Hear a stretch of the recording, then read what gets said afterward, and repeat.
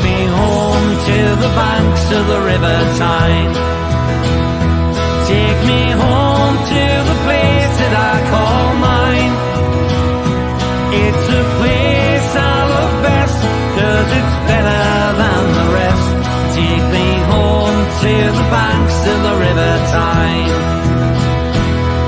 There's lights that burn so brightly, in the northeast sky they shine. From the place that Geordies worship, where legends wear number 9. You can travel right round the world, even meet the Pope in Rome. But nothing beats the feeling of when you come back here to home. No matter how life changes, we'll never be far apart. The northeast always home, and it's always in your heart. Take me home to the banks of the River Tyne. Take me home to the place that I call mine.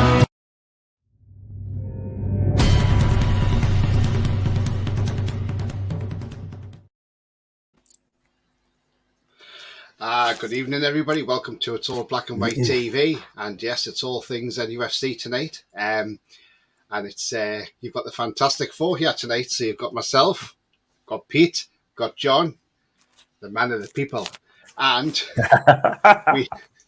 we have got fresh back from Newcastle, and although weren't happy with the Liverpool fans, although he's having to put up with his other half, giving them grief because of being a Liverpool fan. It's Rolly. So good evening, guys. How are you all? Good evening. Very well. Good evening, guys. Well. How are we doing? Good. Everyone's well. Still buzzing. Yeah, Still buzzing. Yeah, absolutely. I mean, yeah. So before we get into the show, if you like what you see, then please smash the like button. It really does help the channel with the search results. So smash those likes. That'll be great. Thank you very much indeed. Also, if you're brand new to the channel, then please hit the subscribe button. Free to do so. Helps the channel grow. And bell notification will tell you when I'm live, have a pre-record, or any upcoming shows as well, guys. So there we go. That's getting a few formalities out the way. As I say, it's Let's Talk NUFC. So anything you've got, anything you want to discuss tonight with us guys in the chat, then fire away. It doesn't have to be present day NUFC. It can be from years gone by. Obviously, don't go too full because I wasn't born in that era. But but yeah, it's your stage as well. So you ask what you want in the chat, and we'll see what we can come out with.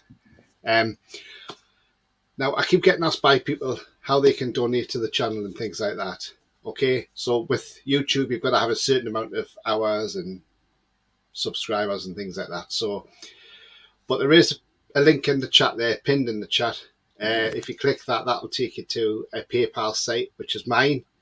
And if you want to make a donation, it's totally voluntary. It's up to yourself. You don't have to, but if you do, it's there if you want to do it. So I just thought I'd let you know on that one, guys, as well. I'll get to some comments before we get into the show. So as I say, the link's there. Derek says, swing low, sweet carriers coming with the Carabao home. Well said, Derek. I love it. Wow. Yeah, absolutely brilliant. Wow. Yeah. Ches says, hi all. Remember to keep comments respectful. Please no all caps or duplicate comments and enjoy the show. Thank you very much indeed, Ches. Mighty Mag. Hi, Tony and Ches. Still no sign of my tickets. I've won off Carabao. I've emailed them and I will give Wembley a call tomorrow. This COVID is still showing positive, but no headache, so we're very off balance. Yeah, I mean, it may be that your tickets are at Wembley.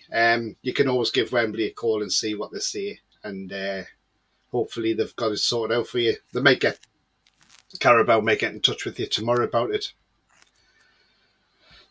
Ches says, despite the balance, I'm glad you're starting to feel a little better. Yeah, definitely. Get well soon, mighty mag, mate. Yeah. Sefton says, evening all, I've just pre-ordered my Wembley programme online, £12.50 with delivery. Ooh.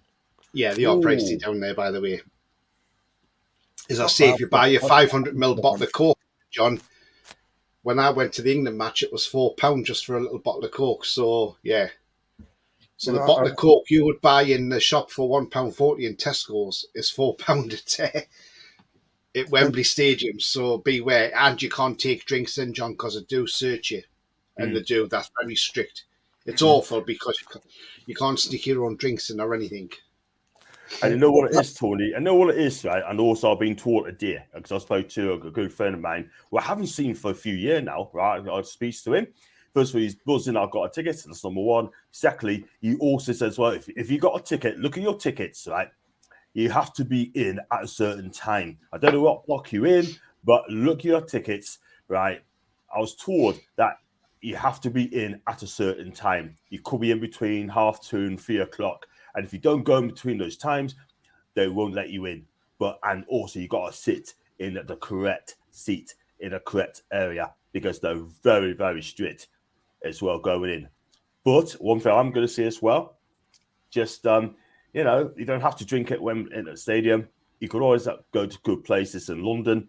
I'm going to go to, like Tony said before, I'm going to go to Beercash Street.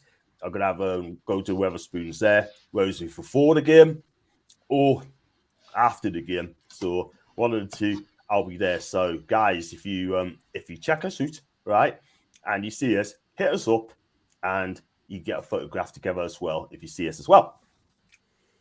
John, I mean, John, the celebrity. yeah. I'm going to film on last on Saturday, and there's a guy called Zach. We got to Zach in the chat, by the way. He's a young lad, great guy. He goes, "Is your name John Sinclair?" I goes, "It is." So I've got a photograph of him as well. He asked me as well. And he sounded a great guy. And me last night, just thinking, she just loved it. I mean, yeah, I mean, Royal Mail keeps dropping off the fan mail for John, doesn't it, every day? The big sacks getting dropped off. It's not from men either, it's from all the women. It's all the women. That's why Mighty Mag hasn't got his ticket from Carabao. That's too busy delivering John's fan mail. Yeah, exactly. I had someone said to us a couple of days ago. Turns up on a 7.5-ton wagon. Yeah, could be. I was told said that the reason I got a ticket because I'm a YouTuber, I'm a big name on social media. That's the reason why. I don't think it is, It's got nothing to do with that, John. Yeah, I got it's lucky. the fact that you've been to games. Yes. They've Absolutely. looked into everything properly. That's what they've done, and you've come out because you've been to a couple of games this season, John. So correct. And it's only fair that you got the ticket. Absolutely. You know what I mean? So I totally agree. I mean, if you're in pot 4, right? No disrespect to even pot 4, right? I mean, that was the next one along. So I think most of them, people from pot 4 got their tickets anyway. So, like I said, now, if members got tickets, congratulations. Even if you're at the bottom, congratulations. You know what I mean? Enjoy yourself. You've got it. You deserve it. I mean, the club came out and said how they did the tickets, but I think we think of the 32,700 tickets we got. You think that all goes to the fan, but you forget that all the players and staff get tickets. The corporate sponsors of the club get tickets as well, which takes a load off. By EFL rules, they've got to have tickets that are available for members. So it's just under 29,000 season tickets holders got tickets, which is the majority of them. Yeah, I thought they did as well as they could.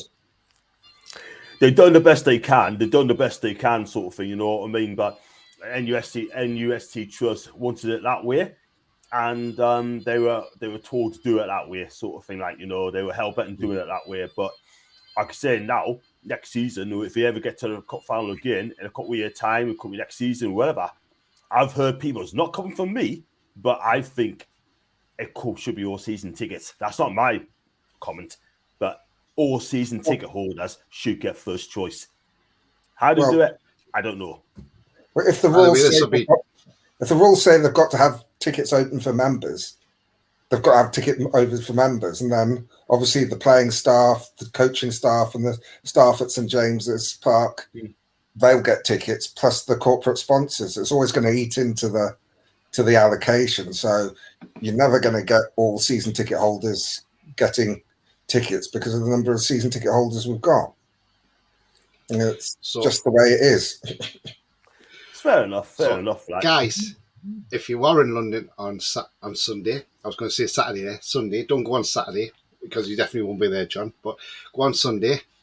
And John, you will find John.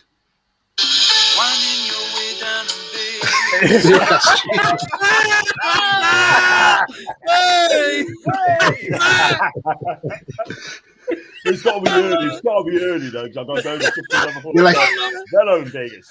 Pete loves that, don't you? That's great. Now watch YouTube bloody copyright me for that. I was thinking, I could guess a big echo. I could guess Baker Street in the background. I just had to tune that in for John there, but yeah. I'll definitely be at Trafalgar. Are you going to Trafalgar Square, Pete? Are you going there as well? Well, I don't know because I'm arriving on the Sunday, so it all just depends what time we're getting. Yeah. Chess says, hey, Anthony, Peter, Jonathan, and Roland. Always using our Sunday names. Thank you very much, Chess. William says, evening, Tony. Great to see you. Crew to discuss. Absolutely. Big up, William. Mighty Mag, yourself, Rolly, John, and Pete. Hope you're all well. Yes, we are, Mighty Mag, and glad to see you're on the mend, mate. That's the main thing. I've been lucky. I've never ever had COVID, and thankfully I haven't, and I don't ever want to get it either. Well, you don't want to get it. I had it. Was it 2 years ago? I had it really bad. You don't want to have it. It's horrible. Yeah. Andrew says, good evening. Good evening to you. Max says, can we get Messi on loan this week? I wish. That'd be lovely, wouldn't it? We're not going to need him. We're not going to need him. No. We can do him with what we've got. William says, looking forward to Tony signing autographs with winning score underneath. That would be lovely, wouldn't it? Brian says, big up all. Big up to you, Brian. Hope you're well, mate. You guys. Mason says, John's fan meals from Manchester. I wondered how long it would be before that started. We knew Mason would be in there.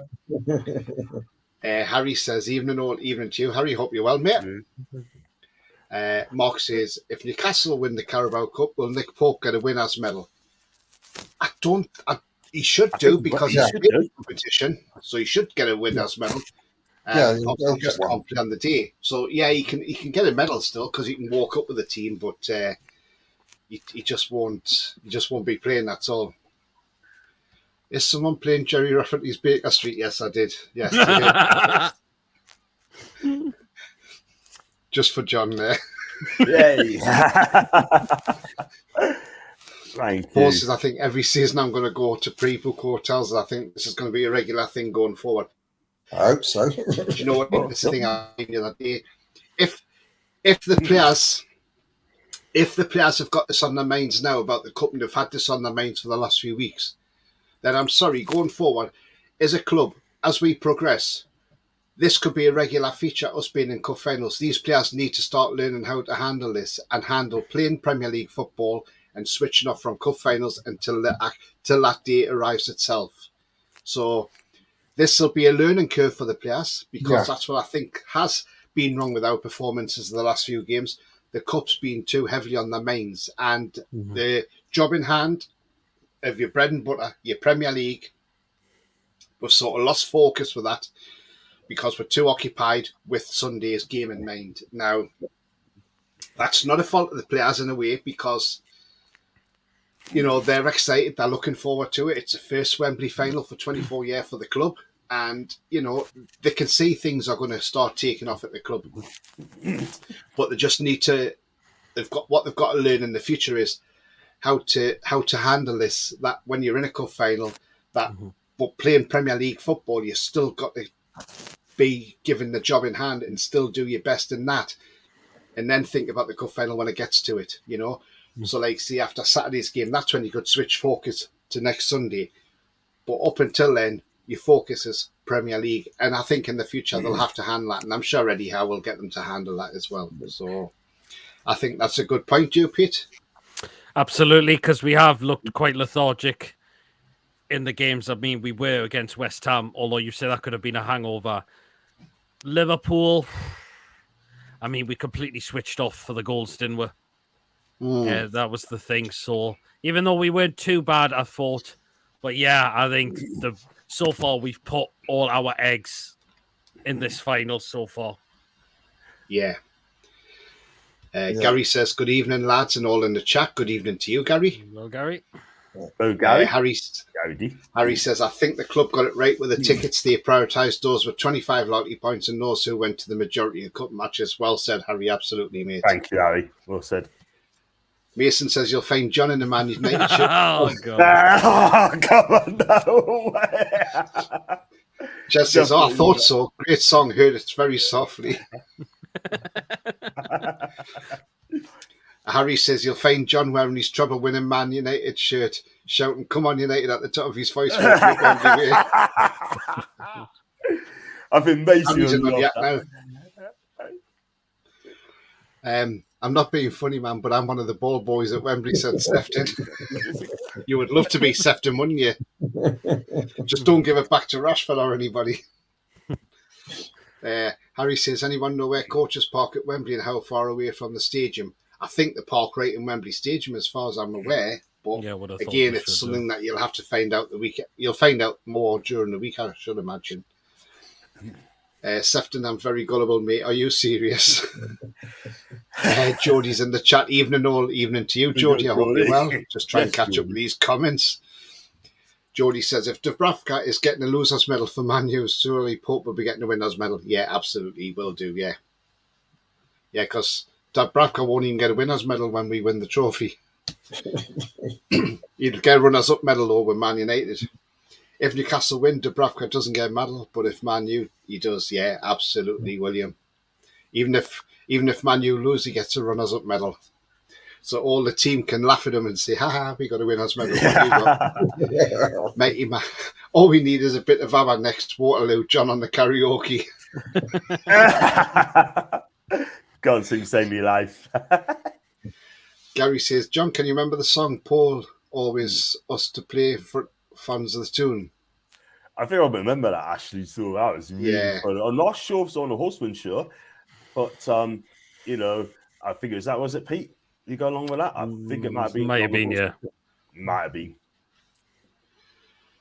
Jody says there's a big difference from playing for the likes of Brighton and Burnley to playing for a club like Newcastle, fighting to be up there with the best in European and cup finals, etc. Absolutely. Sefton says, yeah, I'm the oldest. Jody says, John will be listening to Oasis, the Smiths, the Stone Roses all the way to Wembley. Anyone notice the pattern? Yes, we do. Jez says, Sefton, man, that's funny and cool. I'm generally envious. It's going to be a blast. Mag says, what about ESM in the number 10 role? I'm thinking of a few free kicks to be won in a round. Do you know what? That's not a bad shout. Exactly. Do you know what? Not a bad shout. We'll come on to that. William says, versus Liverpool, they looked better with 10 men. Pressure was on when they stood up. Pressure will be on Sunday. Yeah, I mean, we played better with 10 men. We outplayed Liverpool, to be fair. And we just couldn't get... If we'd got that one goal, I genuinely believe we would have finished that game on a point. And we would have got a point out of that game regardless. So we just couldn't get past Alisson, who's been shite all season. All of a sudden, he turns up at St James's Park and decides to have a blinder. Like most keepers do. So not just that, Nunes actually found the net for a change. When they scored that first goal, it was bound to be bloody Nunes, because he's up until Saturday, he couldn't hit the barn door with a banjo. I mean, did you see? I mean, with Nunes, did you see the way he actually went on, the way he celebrated? That was just ridiculous. I mean, you know, he knew he had been looked at by us, and he'd done that deliberate just to say, right, I'm going to be arsey in front of these fans. I don't care. I was too busy glaring at Julie because she was celebrating. Like everyone else giving her daggers. I thought one of those goals was poor goal. I mean, Varins, yeah, he needs to be he needs to be called out on one of the goals. I think it's the second goal. He allowed Gakpo to go past him, and he scored from it. Poor defending from Fabian, and I'm a fan of him. Poor defending. Yeah, we had that spell of 10 minutes where we defended awfully, which got us 2 down. Then obviously we lost Pope, But after that, I thought for about the last 10 to 15 minutes of the game, I thought that we were the better side. And it was only because we started running out of legs that they actually started getting the chances again. Yeah. Because Dubravka only had to make one save when he came on. In the second half, that was a Nunez curling shot, and he saved that. Yeah. Allison had to make a number of good saves. So I think we had as many shots as them and shots on target, and we played the majority of the game with 10 men. I mean, there's just something good chat from used to be the boss of the referee. He's appealed now to the FA and said, look, Your sound's gone funny. Tony, Tony, you got to kiss out again, please. You went off funny. Kiss out again because you went all funny. Sorry. Oh, yeah. So Keith Hackett, the former Premier League referee, who was been in charge of PGMOL as well. He's saying Anthony Taylor got the red card spot on. He says it was a definite send-off. It was a deliberate handball by Nick Pope. He said, all I would say to the FA is I think some common sense should be availed here and they should delay giving them the suspension until after the Carabao Cup final. He says, if I was in charge of PGMOL, he says, I would certainly be saying, look, we'll delay your suspension till after the final. He'd be missing against Manchester City then, would he, sort of thing, you know what I mean? He would be, yeah. I mean, so we can cope with that though, can't we? That's the thing. I mean, it's just unfortunate for him. The rules are the rules. It was a red card. So he misses the next game. Just hadn't. Why can't they squeeze another game in between now and the cup final? So that game we're supposed to play against West Ham. Why can't we play that tomorrow? Yeah, exactly. In the cup final. Rest the first team and play the reserves out. Do you know what I mean? I mean, because the way West Ham are playing at the minute, we might even beat them with the reserves. We could even beat West Ham at home. Oh, Jesus, they're poor. They're very poor at the moment, West Ham, aren't they? They played well against them, poor. But they've been poor against just about everybody else. Exactly. Yeah. I mean, I'm going to bring something up, John, right? And I'm going to ask you and Rolly for your opinion on this because, if anything, John, I think it's a disgrace. And I'm going to explain why I think it's a disgrace.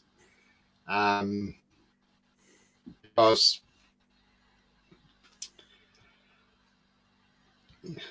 you'll know the price of it anyway, so I won't even ask you to guess the price. But I know what it is. I think I know what it is. We go. Yeah, Pete knows what I'm on about. Right. So that'll appear on screen in a moment. Yeah. There we go. Right, that's the scarf, John. Castor have brought a scarf out for the cup final. £25. Would you pay it, John? Do you know what? I'd rather pay 25 quid to the Christian Natsu fund as well, to be honest with you guys. I really would.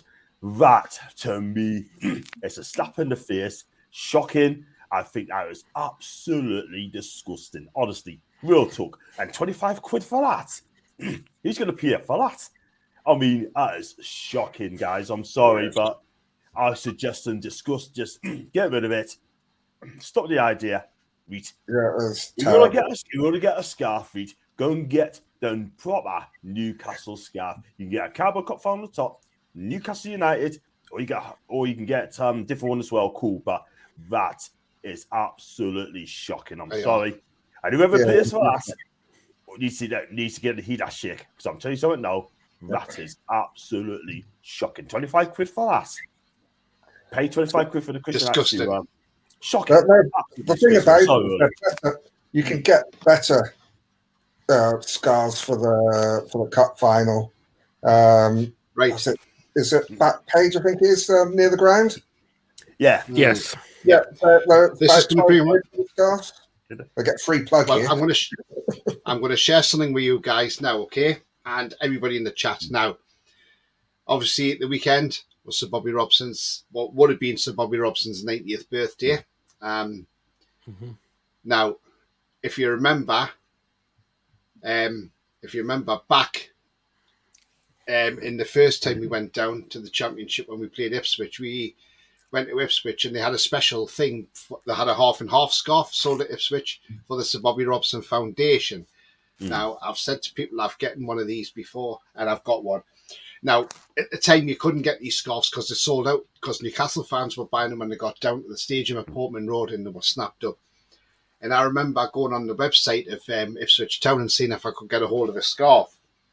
And they actually came back into stock. So I bought one. And I'll show you on screen now, guys. And what I'll do is I'll put my screen on big solo so guys can see it. There we go. But you can see it background there, can't you, Pete? Yeah. Yep. So there's the scarf, Ipswich Town. Yeah. Right. Yep. And it's the half and half scarf. Oh, hang on. There you I think you can see that, can you? Yeah, that's it. That's it. If I take my background off for the moment, then I can give you a look so you can see what I'm. Okay. So right. So there you are. There's the Newcastle part there, and there's your Ipswich part. So it's your half and half. It's actually still in the card. It's never even been taken out. Price on that is £6 for a scarf. Right. Yep. And as I say, it's for your Sir Bobby Robson Foundation. It's the half and half. And I've still got that.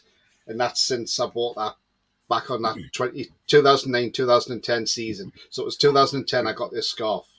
And still in its official card. It's never been used or anything. And that was only £6. And then you get the likes of Castor charging £25 for a scarf.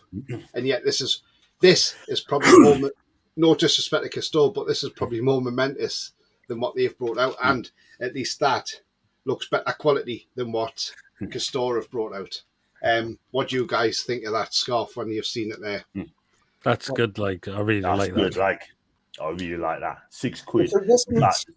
If it wasn't for the Bobby Robson Foundation, I'd hate it because I hate the half and half scarves. But because it's for the Bobby Robson's Foundation, I'll let it slide. I can't stand the half and half scarves. No, because it's for Bobby Robson. I mean, that is like special. Yeah. It's a collector's item, that. And that's like I say, it's still tagged in its card. It's not even been taken out, so, and it never will be. It'll stay there like that.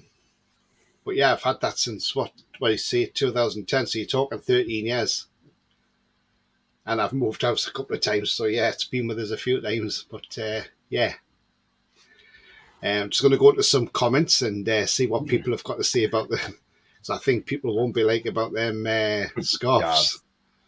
So let's get down a bit because, okay, so, there we go. Right. Chess says, of course, Nunes' goal against us. Remember, back in the day, Derby County was the worst ever club in the Premier League. They couldn't buy a win, then they beat us. Yeah, I do. I remember that. Yeah, that was a season that went down with 11 points, didn't they? Yes. Yeah.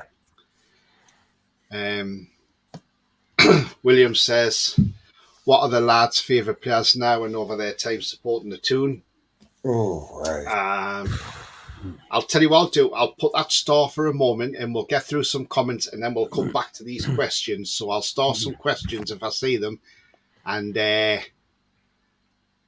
we'll see what people have got to say. Geordie says Shaw, Martinez, Maguire, Wan-Bissaka as John's Wonderwall. Oasis, yeah. Oasis. Sefton, big pitch at Wembley. Fitness will be paramount. Haven't the Manx got a game Thursday? Yes, they have a very big game against Barcelona. So if that goes all the way, it could be very, very tired on Sunday. I'm so glad that Barcelona got an equaliser. It means they've got to go out to win it. Yeah. Mighty Max says, could you see us getting Declan Rice in the summer? Do you know what? We're in with a chance, I think. You never know. Your thoughts? You never know. It depends how. I think it all depends where West Ham are finishing. If they stay in the Premier League, they'll be asking for a hefty price tag. If they go down, the price might become a bit lower. But I think it also depends on whether we it's make not if it's when they go down, Pete. Yeah, well, and can I say so as well? Right, he said you have 12 months left on his contract as well after the season. Take that into consideration. So it might not be a big price tag overall. Yeah, but and I think what we're going to see. I think he'll go to someone playing in the Champions League. So I don't think if we don't make Champions League, you never know. Hey, we could be there, you know. I wouldn't rule it out, but I would be. I'd expect him to go somewhere else, but yeah. But remember, we're going to have 2 games in hand over Spurs after the weekend because the game against Brighton's been postponed, and we got the West Ham game away to play as well. So we're going to have 2 games in hand over Spurs, who aren't great side, and they only beat West Ham because West Ham weren't that great. Mm-hmm. Niall says yes. Big up, lads. Thank you very much, Niall. Hope you're well. Road to the final says Rashford has a free reign Sunday because Trippier has to be careful. Won't beat Rashford in pace game. Trips has to have his head screwed on and stay back. I'm sure we should be all right with that. I'm sure our defence has scored very well this season. If our defence stopped the front 2 and the midfield 4, stop them playing too much, then we'll win that battle because they're shaky at the back, Man United, especially De Gea can be as well. You can be prone to mistakes. And Neil says, hopefully Newcastle will be up for this final. Sending off by Pope killed the game against Liverpool. What was he thinking? Yeah, absolutely. And he regrets it now.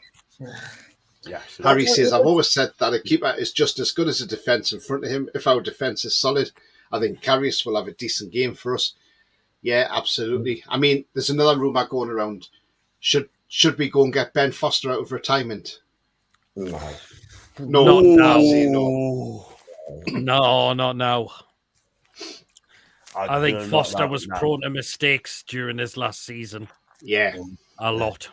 On that last comment about the sending off killed the game against Liverpool, I disagree with that because it's only in the last 20 minutes that I realised that we weren't going to get anything out of it because we were doing all the attacking and we were the ones that were looking dangerous.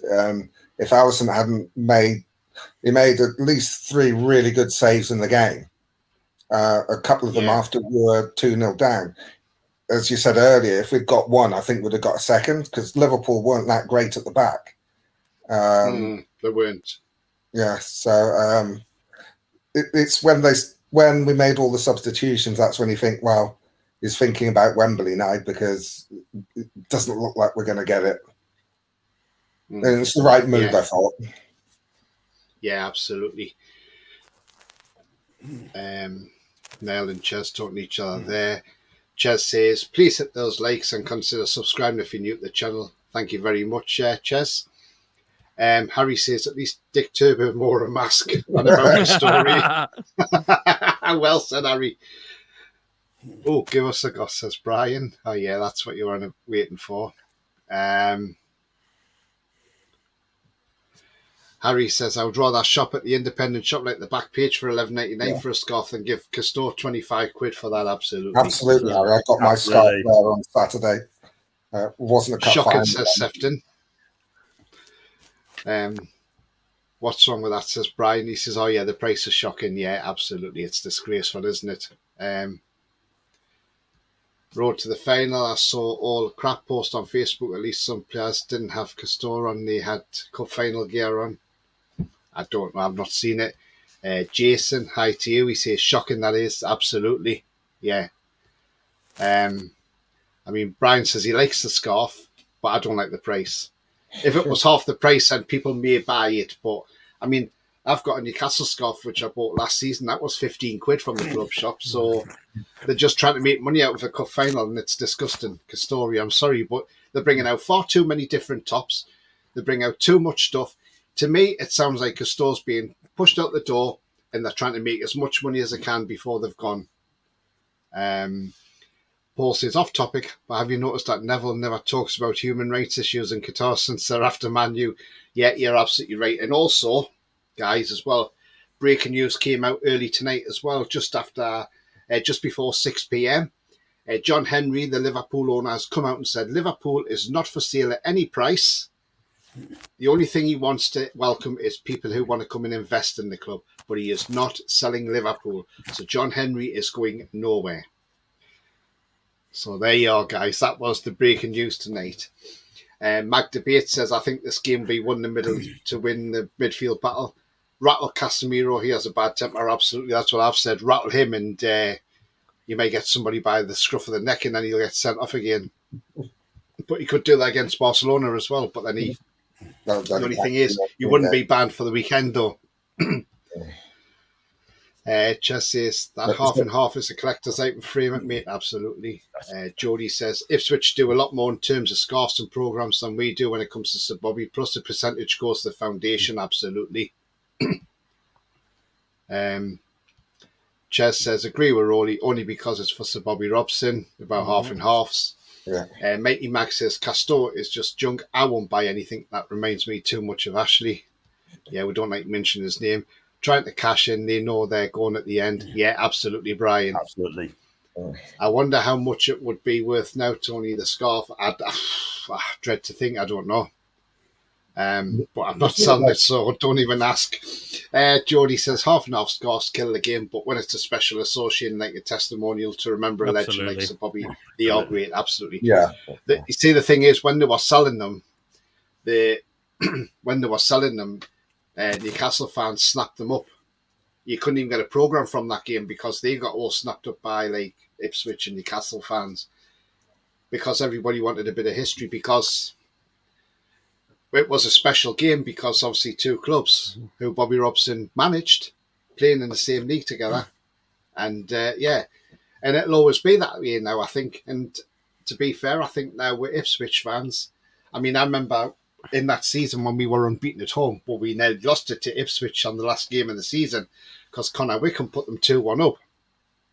And we equalised, thankfully, and we kept our unbeaten run. But I remember then coming out the ground and Ipswich fans were so lovely, you know. They were like, oh, we love to come here because it's part of Bobby Robson, you know. Bobby Robson is God to Ipswich, you know, for what he done for them. And fair play to them, fair play. Road to the final. Why haven't the club stepped in? Because Castor know they have a right to Sir Bobby. He's nothing to do with the club. He was sacked. It's disrespectful to his legacy. Anything for $1 nowadays. So many kits. Yeah, well, Castor haven't done anything for Bobby Robson. So that was the half and half scarf, which I showed you from 2010.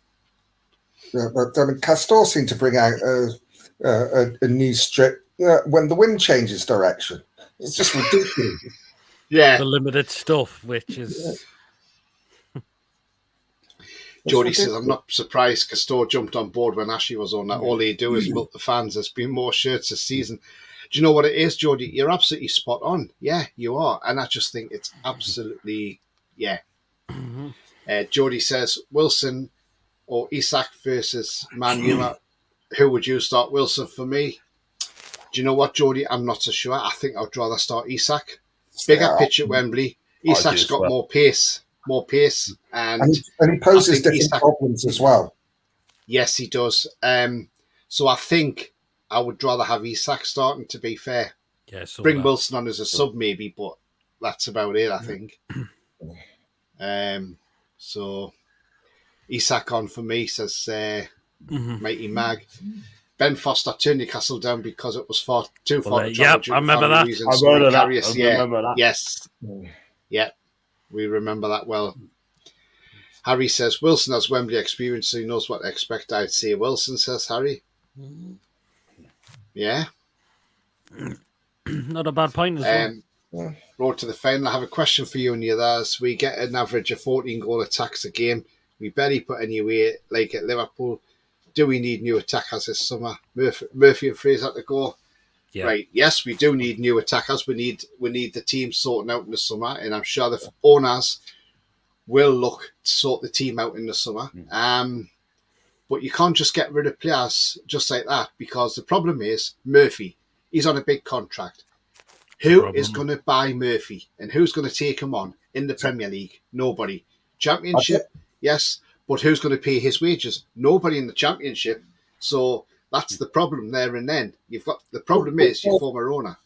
With Murphy, I don't think they're going to sell him anyway, because Eddie actually plays him. He gets on the pitch, whereas Fraser doesn't. Fraser will go in the summer. I think until we get more players in the next two windows will be Murphy will go. I reckon not this summer, but the summer after, because Eddie obviously likes him because he always brings him on as sub. Before when we had less players, when Maxi was injured or someone was injured, he'd play him. So he's still part of the group that's actually contributing, whereas Fraser isn't. So Fraser will go in the summer, and I reckon it'll be two windows before they actually look to get rid of Murphy, and then his contract would be less, unless he has a dramatic increase in form and ability in that time. But I mean, he ultimately he won't be with us long term, but I think for the next two windows he will be. Yeah, absolutely, Rolly. Right, guys, I've got 41 watching at the moment, so smash those likes. That'll be absolutely fantastic. Thank you very much. And if you're new to the channel, then please hit the subscribe. It's free to do so and helps the channel grow.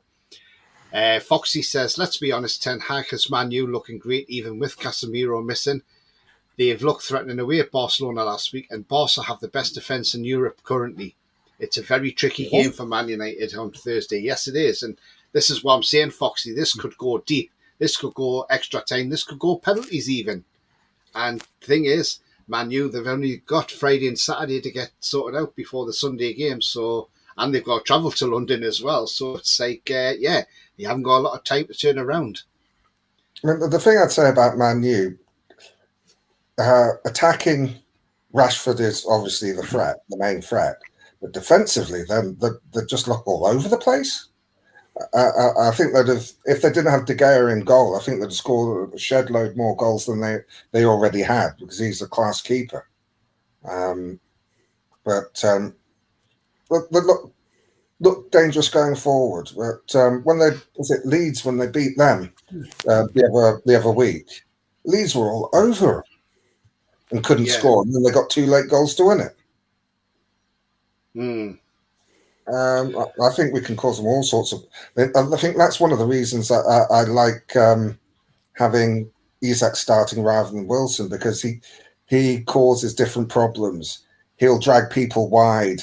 He'll cross switch over with Maxi, and then they've got the problem: do they go with Maxi or do they go with Isak? He causes more problems than. I love Callum. Don't get me wrong, but he'll hold it up, play people in, or try and spin and go behind the defender, and that's about all not all he does, but those are the best things that he does. Isak can actually run at players and take them on with skill. And it's like the same as Maxi, so they can switch without actually reducing the attacking potential. Yeah, absolutely.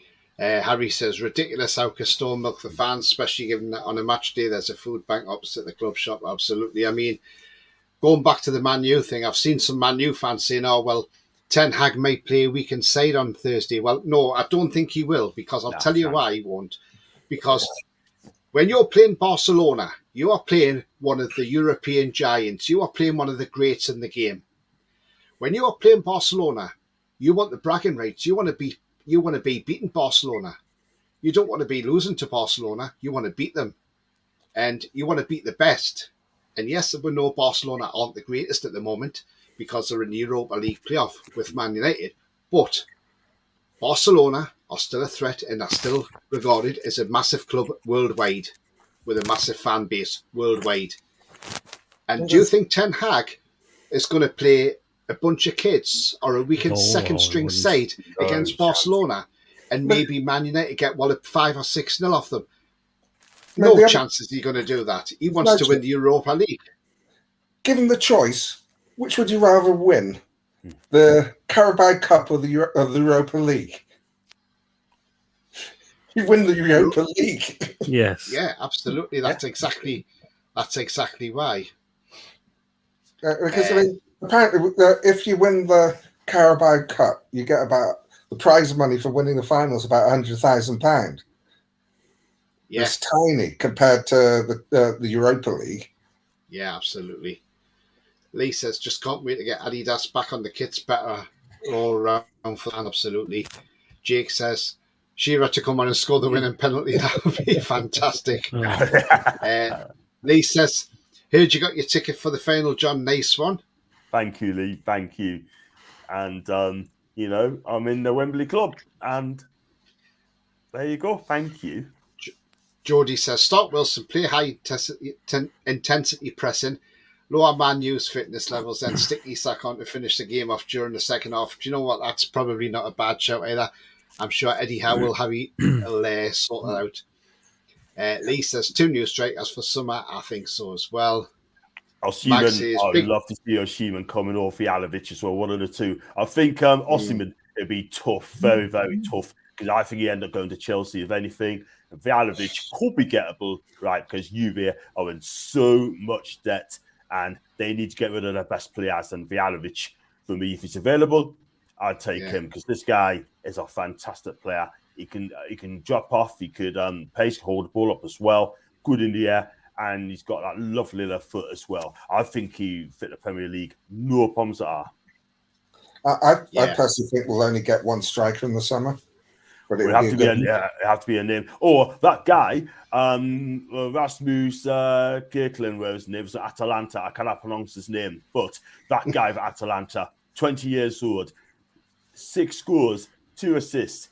That guy is absolutely fantastic. He's quick. They live in the new Erling Haaland. And I tell you what, he could be available after just one season at the Bergamo club. And I think this guy is absolutely real. And the only thing I'd take issue was you're saying that Osimhen will go to Chelsea. I don't think he will if they don't qualify for Europe. Oh, Chelsea didn't qualify for Europe. Chance. And if they could be knackered for FFP if they don't make Europe. Oh, I really hope they don't.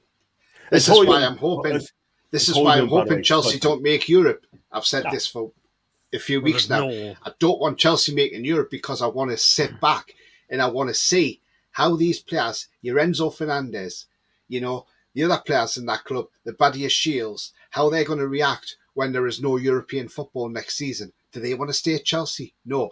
Will they get 107 million back for Fernandez? Not a chance. Yeah.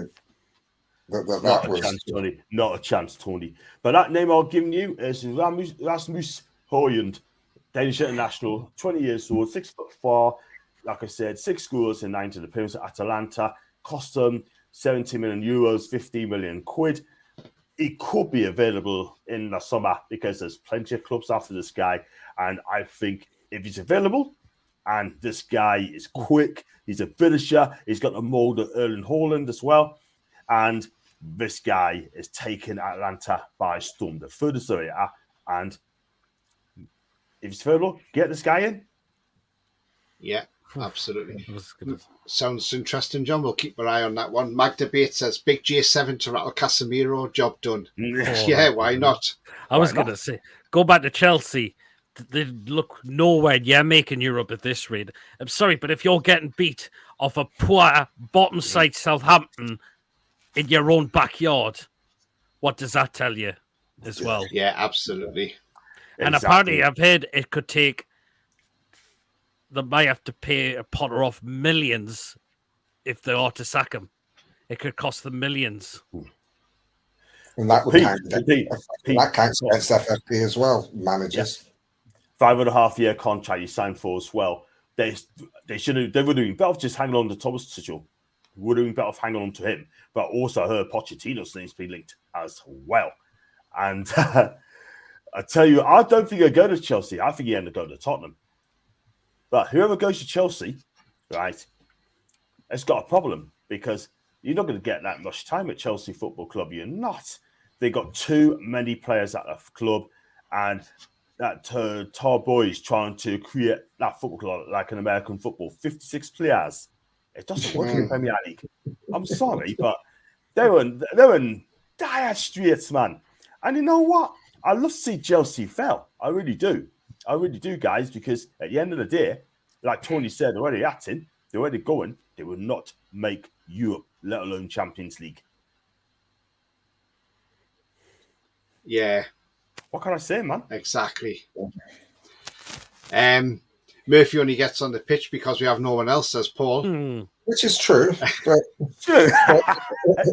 That's but it. my point about Murphy isn't that he's the greatest player in the world. I think the players that we need to get rid of before we get rid of Murphy. At the moment, he gets on the field.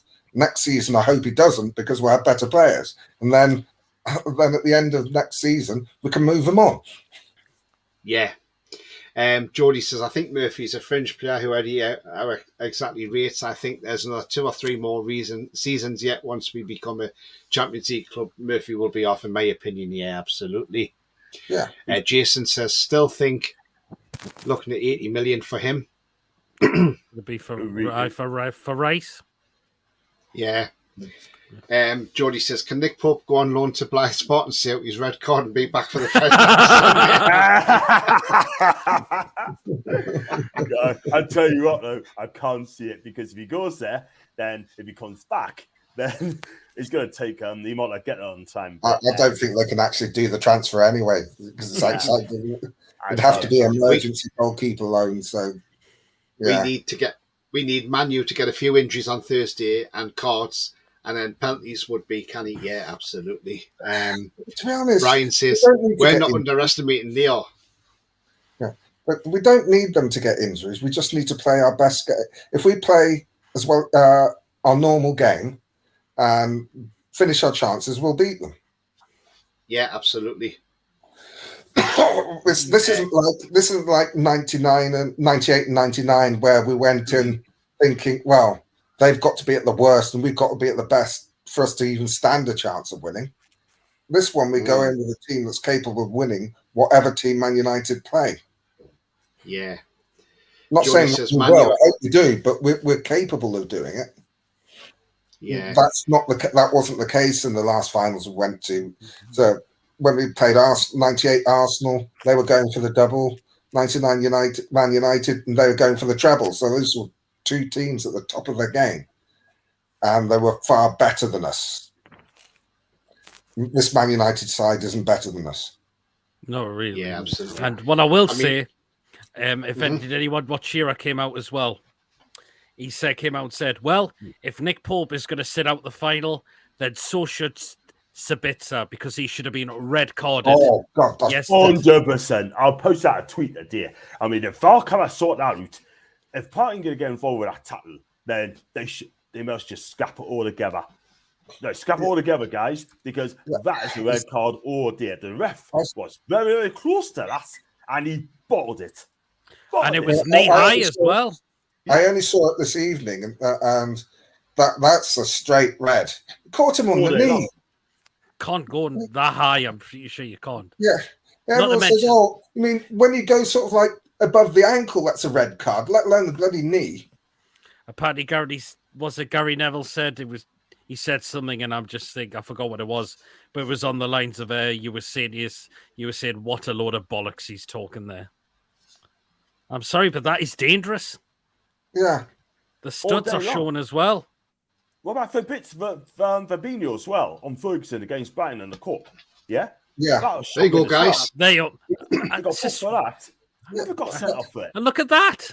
Wow. Yeah. But hang on, any above the ankle is supposed to be a sending off. So that's well above the ankle. That could have broke his knee. Yeah. Do you know what I wish they'd do? The FA should come in and charge them for things like this as well, if they are going to do sod all about it. Pete, they used to do that. They used to do that. Retrospective ban. They used to do that. But what do you think of that, John? What do you think of that, John? He could have broken his leg. That is a red card all day long. It doesn't even need VAR, to be fair. The referee saw that. Dangerous tackle, serious foul play, off he goes. It's as simple as that. That's a red card every day of the week and twice on Sundays. It's just a horrendous foul. Tell you what, that's with 10 reds, that. Yeah. That's worth about a 6-game ban at least.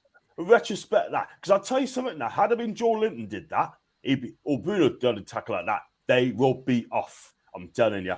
There will be. Isn't that endangering an opponent? Yes. Absolutely. Yeah. Definitely. He could knacker his knee, all the ligaments and everything in that. Break his patella. Wreck his career. I think it could wreck his career. Nowadays, the medical science is good enough that he could come back. But that's just so dangerous. They're quick. I'll tell you what, though, they're quick to push that one aside, but quick to send off Bruno. Yeah. I mean, Bruno was sent was a red card. It was definitely a red card. Yeah, red card all day long. And do you know what it's down to? Inconsistency. Well, that's not inconsistency. That's incompetence. Exactly. Well, yeah, absolutely. Yeah. Inconsistency is sending someone up, giving Bruno a yellow card in one game, and then for the same tackle, giving him a red. And then the next one, not giving him. That's just incompetence, because there's no way that's not a red card. Jody says, Manu's defence is terrible. Their attacking play has been decent this season, especially Rashford. Yeah, totally agree. Really good. Coffee says hi to us all. Hi to you, Coffee. Big up. I like Coffee. Jody says, Carrius, Trippier, Botman, Shea, Byrne, Bruno, Longstaff, Joelinton, Almiron, ASM and Isak for Sunday's lineup. Why not? Yeah, that's my shout. But it could be Wilson. I think the only difference that there could be would be Wilson for Isaac. But I'd like to see him start with Isaac. Yeah. He's got Jody says, Ten Hag. He says, sorry, Tony. Yeah, sorry, John. Jody says Ten Hag is one of those managers who's got a winning mentality. His main focus will be knocking Barcelona out on Thursday night, and then the cup final will come after the full-time whistle. Yeah, I think so too. Yeah. Okay. What were you going to say, John? They're not going to want to lose to Barcelona because they're very proud of their European history and playing in Europe. And they want to win they'll qualify for the Champions League anyway, but by winning the Europa League, they qualify for the Champions League, and it helps their FFP if the further they go in the competition. So they're not. I think if they had the choice, if they had to lose one of the two competitions, the Europa League or the Carabao, they go to the Carabao. It doesn't mean as much to them as it does to us because they've won it. And they've won things regularly, even since Fergie's gone. They've been always competing, and they're just. It's one of those things that it means more to us because we've won fuck all since I was 2. Excuse my French, but yeah, we've won bugger all since I was 2. Foxy says, Man U defensively are not as bad as being made out. They have the 5th best record in the Premier League. Only us, Chelsea, City and Arsenal are better. And he says, I think our defensive record this season just makes everyone else's look bad, lol. Yeah, absolutely. You're right. You're right there, Foxy. Ian says, Harry, Tony, mate, Pete, John, Rowley, hope you're all well and looking forward to Sunday. Did anyone get tickets? Yeah, John got a ticket and so did Mr. Proudlock there sitting next to me. Harry says, imagine Chelsea not getting European football, but Brighton do instead. I tell you what, though, Graham Potter's press conference at the minute, mind. Do you know what I mean? I mean, he's getting a lot of stick, but you know what's Graham Potter? I mean, he went to Chelsea with open eyes, thinking he can play the Brighton way.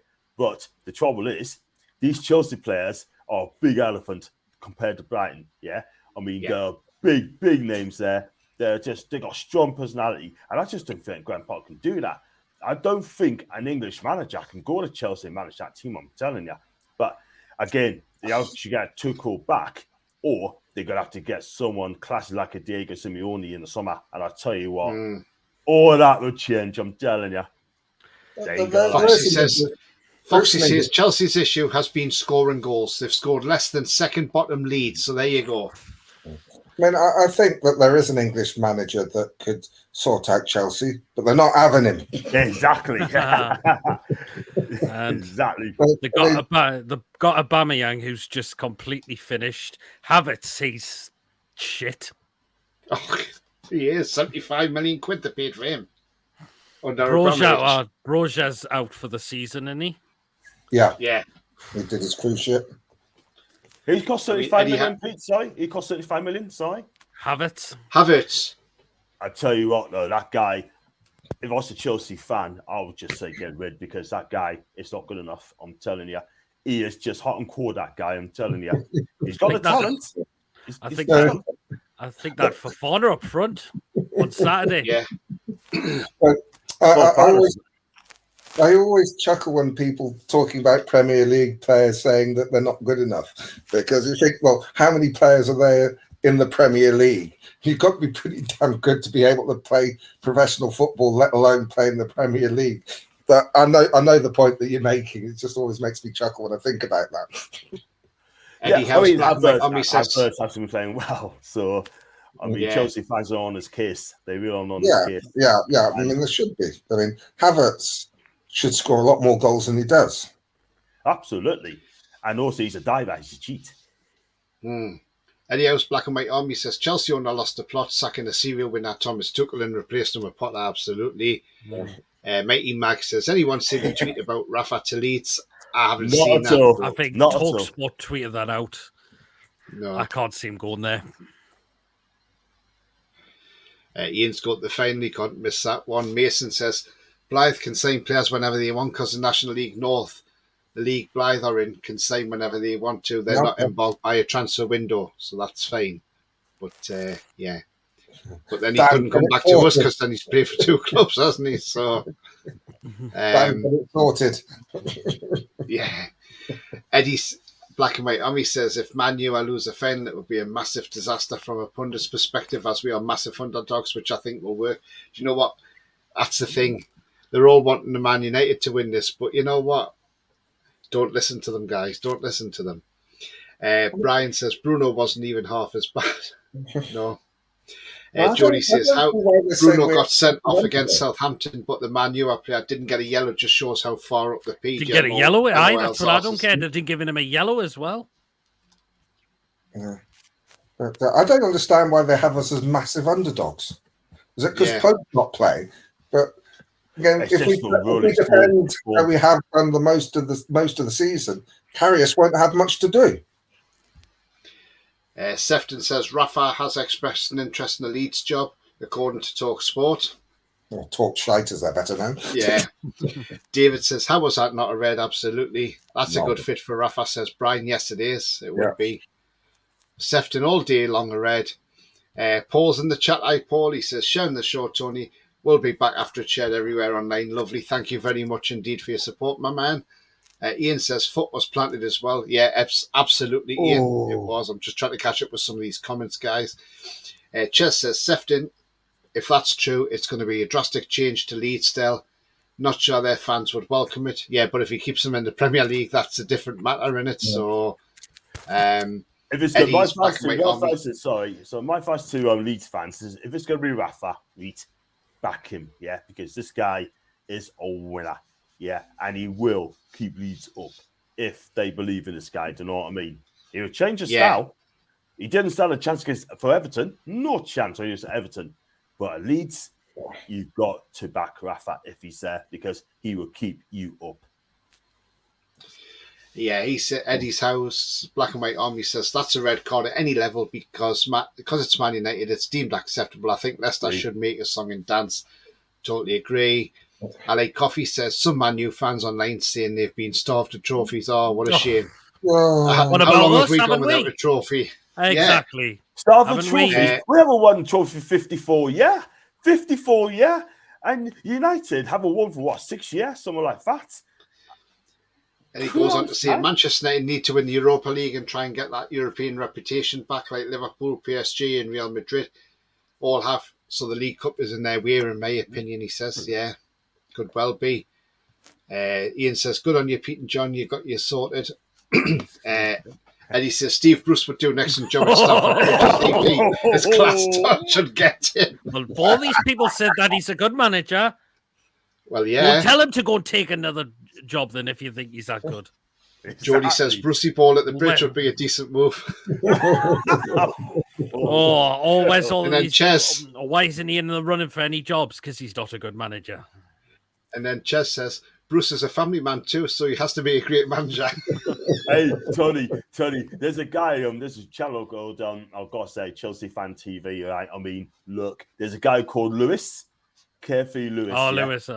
Check him out, right? This guy, Pete, you know him, this guy. Yes, I know. He says it how it is, and people respect him. Now, if you support Newcastle and he was acting like that, I tell you, our fan base were having for breakfast, but Lewis says it how like it is, and I would listen to that guy. Would you, Pete? Yes. Because you need someone who's going to speak the truth, yeah, and say it how it is, yeah. Because some of our fan base... Maybe you can get them on for the preview for when we go down to Stamford Bridge. Get them on the preview show. Yeah, I will. I'd love to. I'd love to. Ian says, top show. By the way, Tony, keep doing what you're doing, mate. Thank you very much, Ian. Jody says, we were massive underdogs before Pope even got sent off. Yeah, you're right. Who says we're massive underdogs? The pundits, don't they? Come on, Rolly. Gary Neville. Yeah, of course, Gary Neville. Yeah. Jess says they probably have underdogs because we haven't had a cup final experience since '99, but I agree we're not massive underdogs, so no, definitely not. Ian says it's good with class underdogs that way. We're at our best. Yeah, definitely, Ian, I totally agree. Coffee says, show Bowley Steve Bruce's managerial experience of 1,000 games. Jason says, let's not underestimate how good Man U can be, but we have the magic man in the middle back and we will want it more on the day. How are the lads? Absolutely, mate. And Jody says, the way the British media are going on to think it was Man U versus Accrington and Stanley. Who are they in the cup? I mean... So before I go on to another topic, guys, and then obviously before the end of the show, I've got some things started, so we'll go through them questions and we'll debate them in a bit more depth. But before I'm going on to the next point anyway, if you like what you see, guys, please smash the likes. It really does help the channel with the search results. Also, if you are brand new to the channel tonight, then please hit the subscribe. It's free to do so. It helps the channel grow. And bell notification tells you when I'm live, have a pre-record, or any upcoming shows. So thank you very much indeed, guys, for that. And in the link, if you want to make a donation to the channel, it's totally voluntary. There is a link in the chat there. If you click on that, that'll take you through and you can make a donation. Right, so we're going to have a trip down memory lane here, John, okay, and Rolly and Pete. Now, obviously, I've supported Newcastle since I was 10-year-old, since 1982. So people have been working out the maths now. How old is he? Well, I told you yesterday because I had my birthday yesterday. Now, now I remember when I used to go to the away games in the 80s and where I had to go and buy my ticket from for the travel. So we used to go to this little shop in the Haymarket, and there it is. It's called the Newcastle United Supporters Club. Now, John Rowley may remember that shop. I know Sefton in the chat definitely remembers that shop.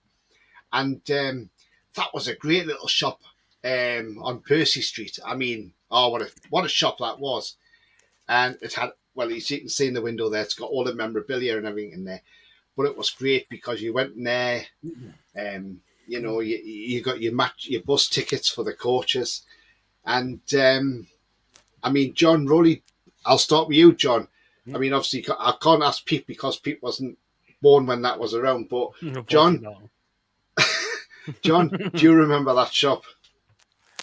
I'm going to be honest with you, vaguely, right? Because I lived in Bristol at the time, but I heard about it, man. But you're quite right. I mean, it's a small shop. It's got character as well, sort of. You know what I mean? It's quite a small shop there, but there's plenty of things in there.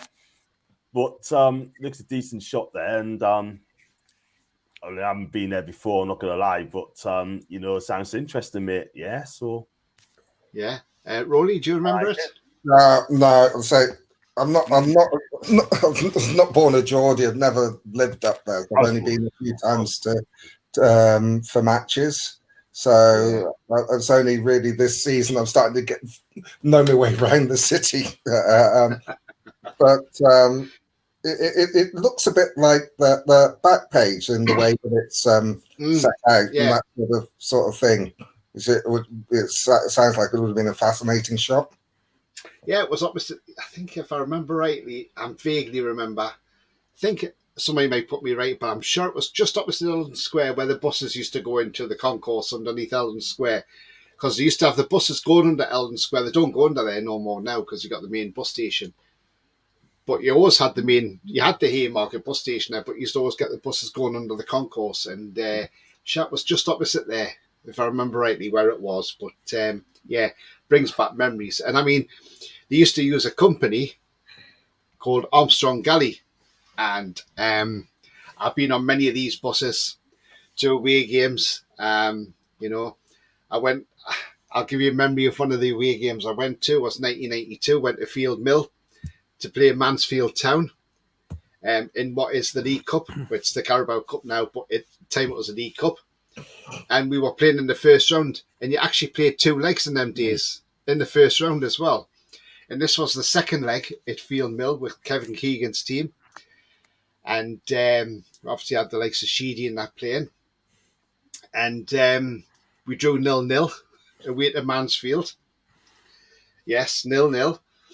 And I remember on the way back from Mansfield, we were on this coach and we broke down on the A1. They said, it's going to be a couple of hours before they'll get a coach down to us because we were stuck in Yorkshire. They says, but we'll get a coach down to you. We're I think, just before Thirsk. And they said, they'll get a coach, but it'll take a couple of hours to get to us. And I thought, well, this is going to be a late night. And then the driver came back and he said, I've just had a radio call. He says, we've got one of these coming back from London. Now, they used to use these buses. The non-stop clip right used to go from Newcastle to London. Used to come from the Odeon Cinema and go straight out to London. It used to go non-stop. Well, you stop halfway to change drivers. They said they've got about 6 people on. They said, but they can accommodate all the fans on there. But he said, can I just say to you, when you get on there, don't sing and be respectful to the other passengers on there. Well, of course, Newcastle fans get on there and when they do start singing, singing all the songs, the match songs. And but what they used to do on these buses, they used to sell tea, coffee, beer, sandwiches, sweets, crisps, all that sort of thing.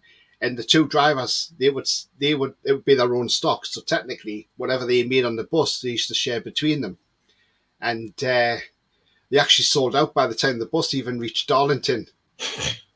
But I mean, these buses were brilliant, and it was lovely coming back on that main because it was like coming back in luxury, And I mean, that's just one of my many memories. But I always remember that though. That always sticks in my head coming back from Mansfield Town, and the bus breaking down on the A1 at Thirsk. It was hilarious at the time. But I mean, you're talking 1992, so you're talking 31 years ago. This. Sadly, they don't do this service no more from Newcastle. I have been on that service to London, and I must say it was a terrific service. Armstrong Galley no longer exists now anyway, guys. But I mean, I'm just sharing my memories. I mean, I'm going to come round the table now that I've shared my memory. I mean, one of my many memories I've got, I've got loads. I even got arrested at Newcastle on St James's Park pitch. And I'll tell you why, because it was when we played Sunderland in the playoff finals, semi-final second leg, and we got beat at St James's Park 2-0. Gates and Gabbiadini scored. And because the crowd was pushing, I was trying to get out. But because you were getting pushed, I actually got pushed onto the pitch with some of the crowd. And this policewoman nicked me. She went, you're arrested for coming on the pitch. And I said, look, I wasn't trying to come on the pitch. I was trying to actually get out. I says, I got pushed onto the pitch. I said, look, I'm pleading my case here. I wasn't coming on the pitch. I was trying to get out the stadium. So she said, right, I'll tell you what, I'll believe in. She actually took me to an extra gate and got me out. So thankfully, I got de-arrested. But yeah, I mean, Pete, any memories that stick out for you in particular? I remember going to my first ever game. It wasn't until 2001 until I went to my first Newcastle game. Because previously on the 90s, it's I know my mum and dad, they weren't season ticket holders at the time. But when my mum and dad split up around about the early 2000s, when my mum then met my stepdad. Now, my stepdad was a season ticket holder for Newcastle during those times as well. And that's when I remember taking us to my first ever game when it was the Intertoto Cup. And we played Sporting Loughran, and we won 1-0 through Craig Bellamy. Would you believe it? Yes. But I remember, yes. I remember that game, yeah. Oh, brilliant, Pete. John, come on, John, you must have a memory somewhere in that, in that old mind of yours somewhere.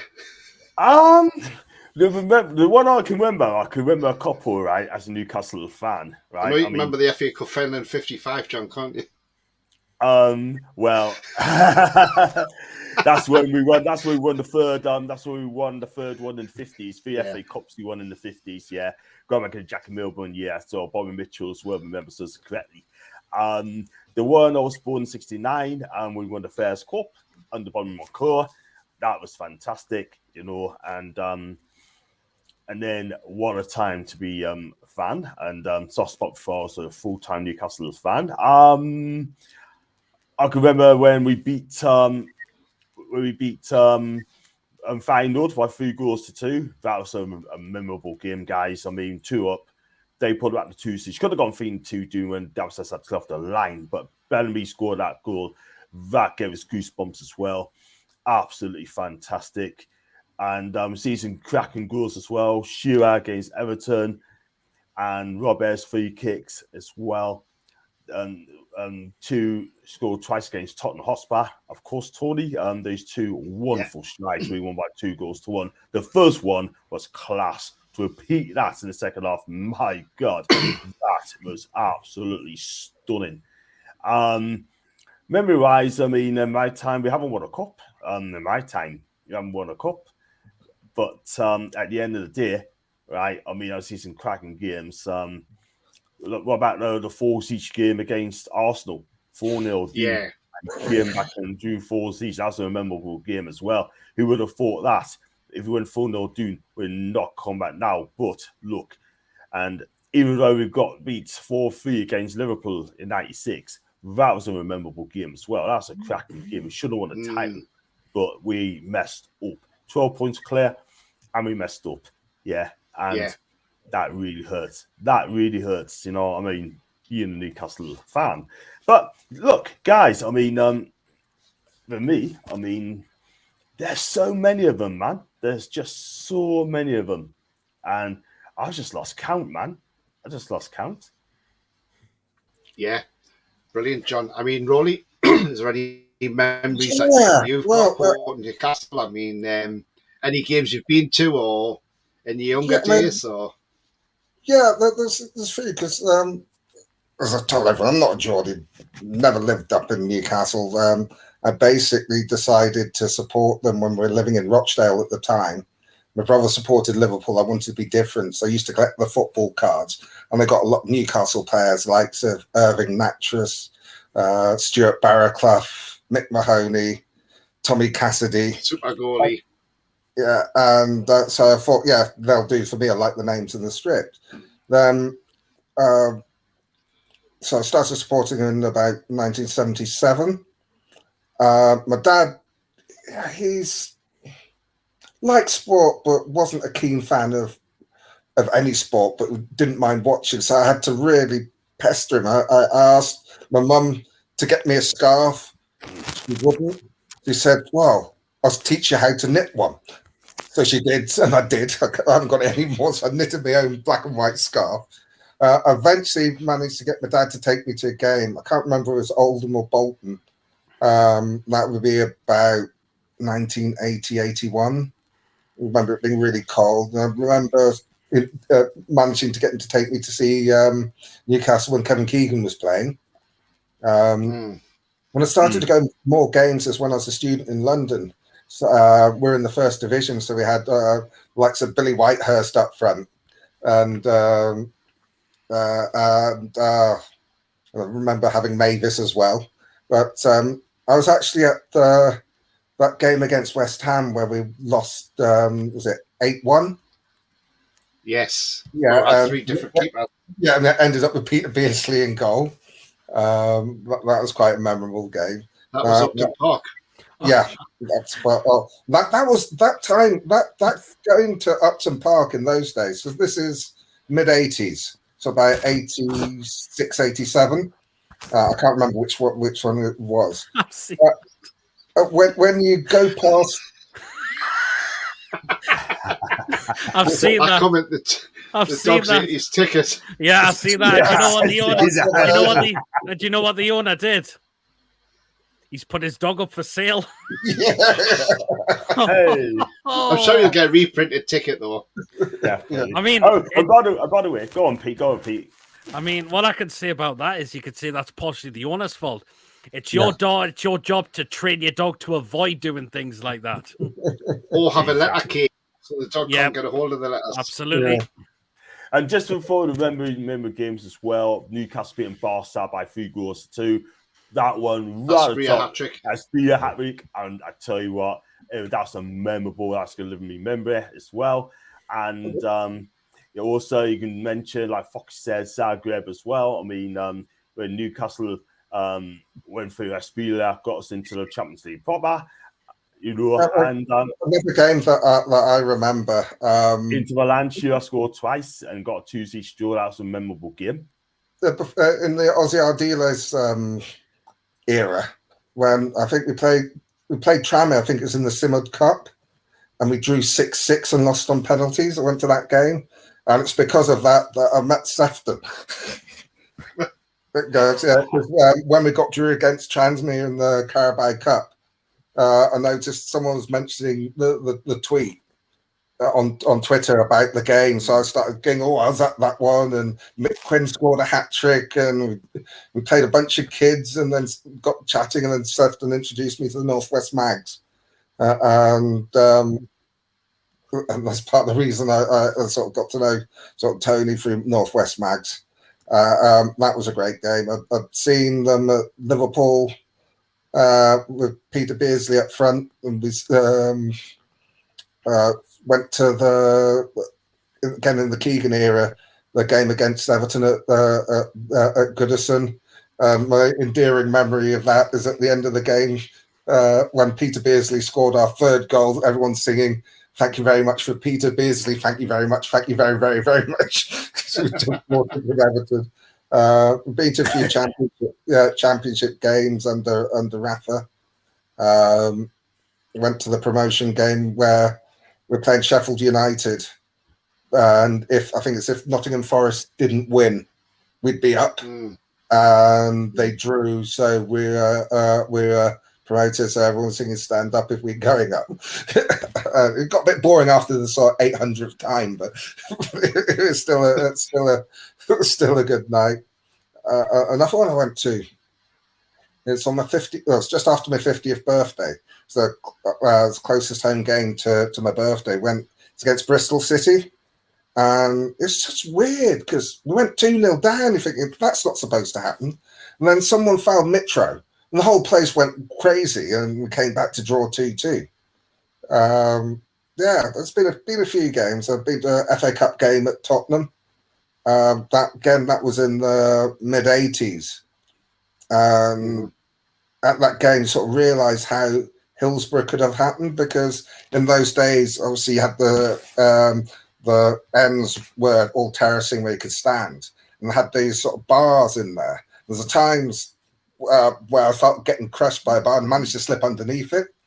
And there was a game at wasn't a Newcastle game, but at QPR, when there's such a crush that people were literally handing the kids out to put them on the pitch because there's a crush. So it was unfortunate, but it's sort of predictable that Hillsborough happened. I remember my day when Hillsborough happened. I was actually at Arsenal watching us get beat 2-0 and spending most of the game singing "The Football League is upside down," because I think we're bottom of the league at that time, and we're going down, you're not. So that's some really good trips. And I joined the London branch of the Newcastle Supporter Club whilst I was a student. Went into talking with Jim Smith, which was quite interesting. Oh. That would have been an interesting talk, yeah. Yeah, it's a nice, the old Bald Eagle is a nice guy. Yeah, just not right for Newcastle, unfortunately. Eddie House, Black and White Army says, I wonder if that's where the back page owner got the idea from, because they do the away trips. And yeah, absolutely, he probably did. Sefton says it was opposite the Farmers Rest. Yes, I remember now, Sefton, yeah. Lee says he used to like the Magpie pub years ago. Yes, I know the one you mean.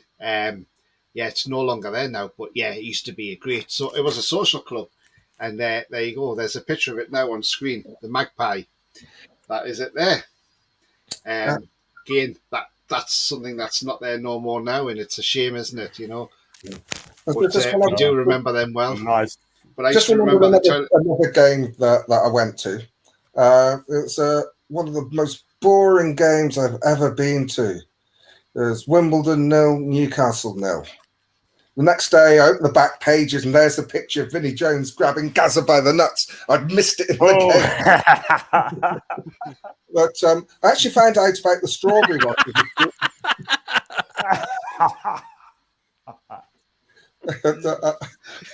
Your party bus, John. Have you got one? Not yet. I actually found out about the strawberry from one of the guys I used to go to the games in London with, but never, because I didn't, not from Newcastle, never sort of, I think the first time I went was about 5 years ago when I went with a mate, and I thought, bloody hell, what a fantastic pub that is. Oh, God. Well, depends if he goes depends if it goes down the A1 or the M1 to get into London. Yeah, you can go either. Well, you see, we were come back from Mansfield, so came up. Yeah, we came up the M1 from Mansfield. That'll be the M1. Got the A1. Oh no, you didn't. Sorry, from Mansfield. No, I think you come on the A1 because you come up through Worksop and then on the A1. I think if I remember rightly. Yeah, you probably would do that. Yeah. What a time to be alive, says Dan. Absolutely, mate. Yeah. Paul says, hi, Tony. Done a 2-minute video of posted TikTok and Instagram and YouTube and LinkedIn and Facebook to help your channel grow. Thank you very much, Paul. Much appreciated, mate. Thank you so much. Yeah, everyone should share with their socials. I mean, whenever Tony or Pete or John's got a show, I also share it on my Newcastle Facebook group. So I don't know how many members are, but it always seems to get a few likes. So hopefully you'll have picked up a few subscribers through that. But if anybody else is in any sort of like Newcastle group, post it on there. Yeah. Jess says, I remember my first Newcastle game to 2023-24 season when I turned 41 in October. I remember it was like tomorrow. Lee says, Newcastle Oxford when the youth team won the cup. Yeah, I remember that, yeah. Jody says, John can remember watching Hughie Gallagher scoring in the Gallagher. That was way back. But not way back when John was knee-high to a grasshopper. Yes. I tell you what, he's a class finisher, though, by the way. But did he went to Chelsea once upon a time? I'm sure he did. He went to Chelsea. Newcastle beat Barca, yeah. Harry says, hard to believe, John. I remember you telling everyone on another stream that you can remember watching Newcastle, both West End and East End, before they come together to form United. Must be senior about 130 year old, John. The thing is, though, right? Everyone calls them, every client, like if you're a Man City fan, you're a Liverpool fan, if you're a Spurs fan, Arsenal fan, they all say United. Even Brad, when he's on my show, he says United as well. I mean, and then as Newcastle fans, we're not allowed to say United. Yeah, have you noticed that Sky have been advertising it, Manchester United versus Newcastle? I'm not saying Newcastle United.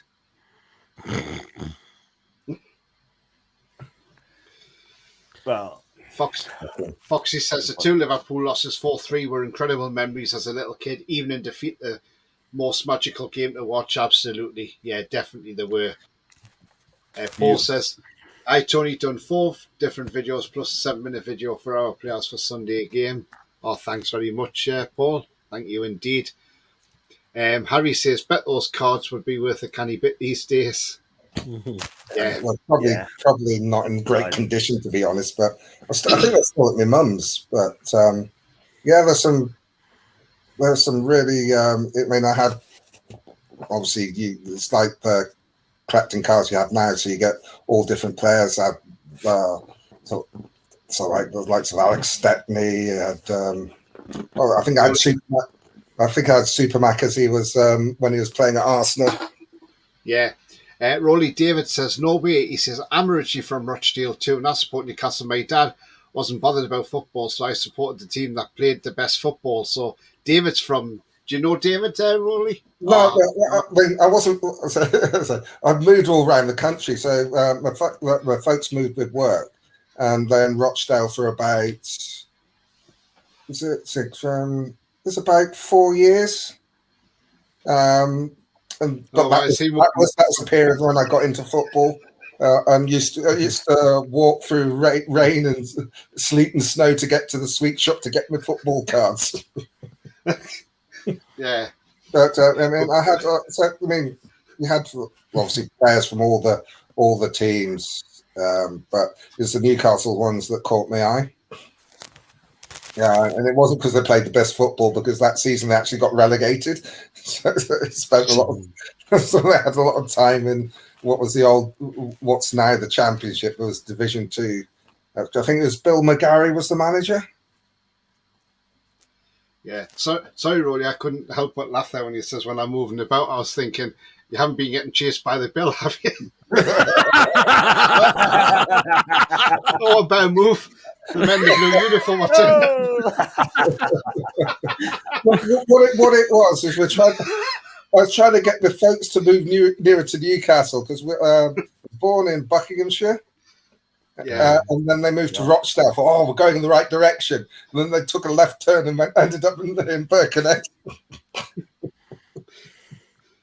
Harry says Blackburn 2-1 FA Cup win 2012. Ben Arthur scored that worldie a few days after we banned you. 3-0, hopefully to repeat on Sunday. Yeah, absolutely. Anyone want a dog for £5? Lee says, I bet he felt rough. Oh, I bet he was barking mad. Yeah. Paul says, my belief is we keep Rashford quiet, Miggy and Isak and Longstaff and Bruno to score. Great one. Paul, I like your optimism, mate. Let's hope. Harry says, my postie told me once you should know what to expect when me to turn up. Dan says, I'm absolutely good. I haven't got a ticket for Wembley. Do you know what, Dan? You're not the only one, mate, but do you know what? We can watch it on TV. That's the main thing. We'll still get to see it. Jody Boys, Wembley Way, says Jody. Yeah, absolutely. Sefton says, my first game, Liverpool, home, Davies. There we go, 1968. Gosh. I was, my partner was born, my other half. She was born 1968. That's one then. I wasn't even thought of. I wasn't born till 72, so there you go.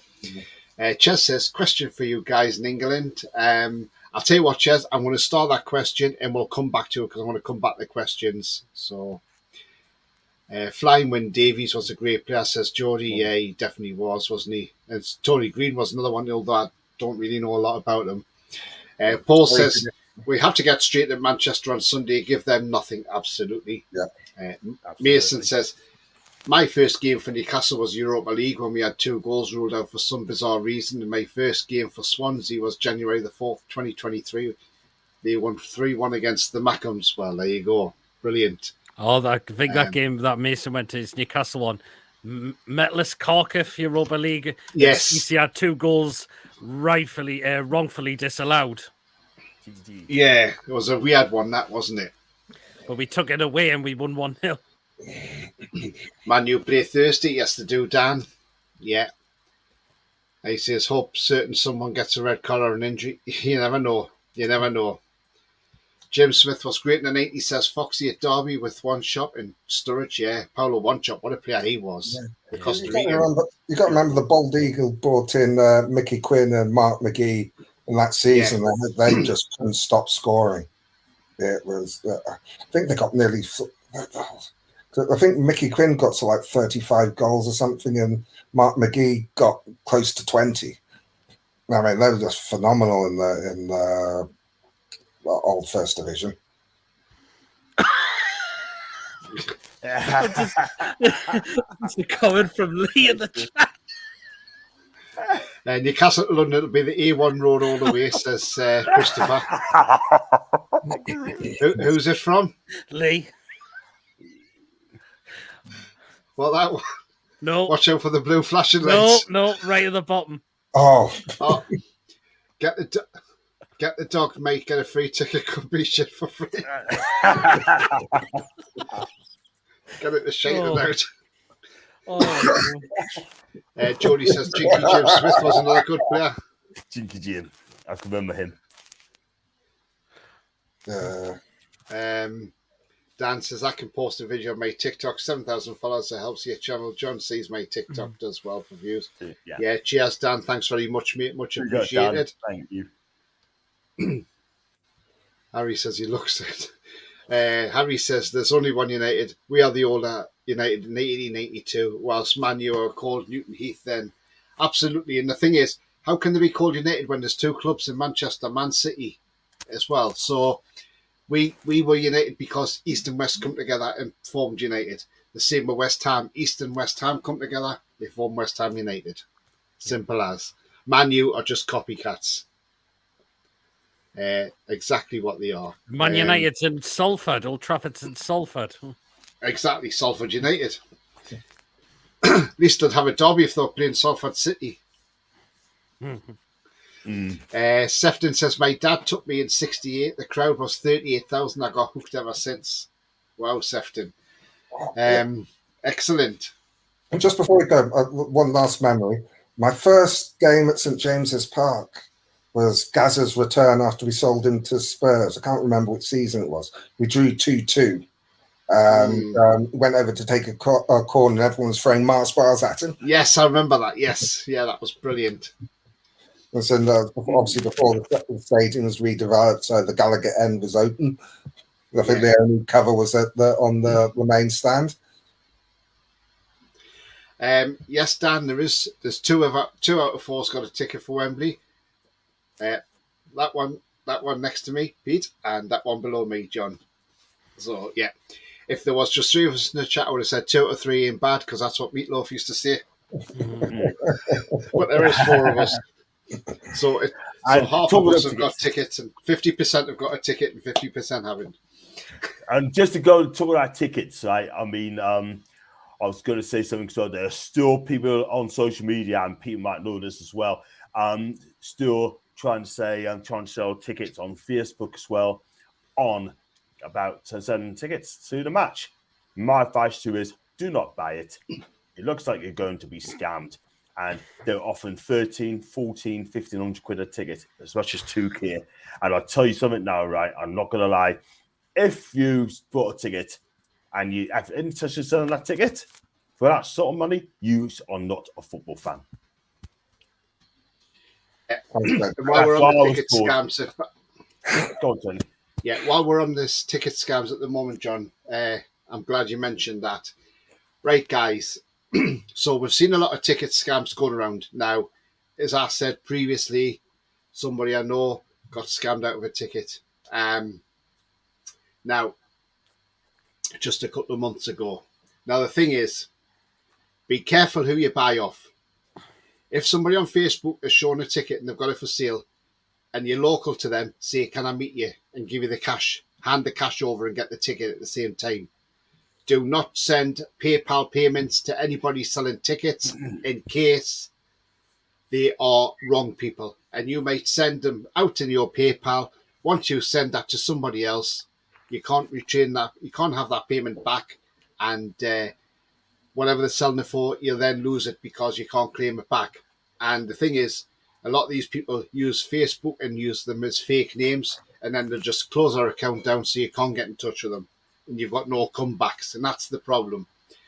So what I'm putting in the chat now, guys, is the website address for northwestmags.com. Now, if you go on to northwestmags.com, Sefton Mag, Russ, my good friend, in there. Now, there's a section in there which says ticket scams. If you go onto that, read that very carefully, and it gives you the ins and outs of everything you need to know about buying tickets. Only buy your tickets from official outlets. So if it's like, say, Ticketmaster, Seat Change, or whatever it is, whatever site it is, just go to a reputable site. Do not do it over Facebook, Twitter, or whatever. As I say, if you're local to somebody, if they're genuine people selling the ticket, because there might be a genuine reason why somebody's selling the ticket. Something may come up in family, and they may think, "Oh, I've got to sell me ticket." Now, the genuine person, if you're local to them, will say, "Yes, I'll come and meet you. You give me the cash, I'll give you the ticket. Deal done." That's not a problem.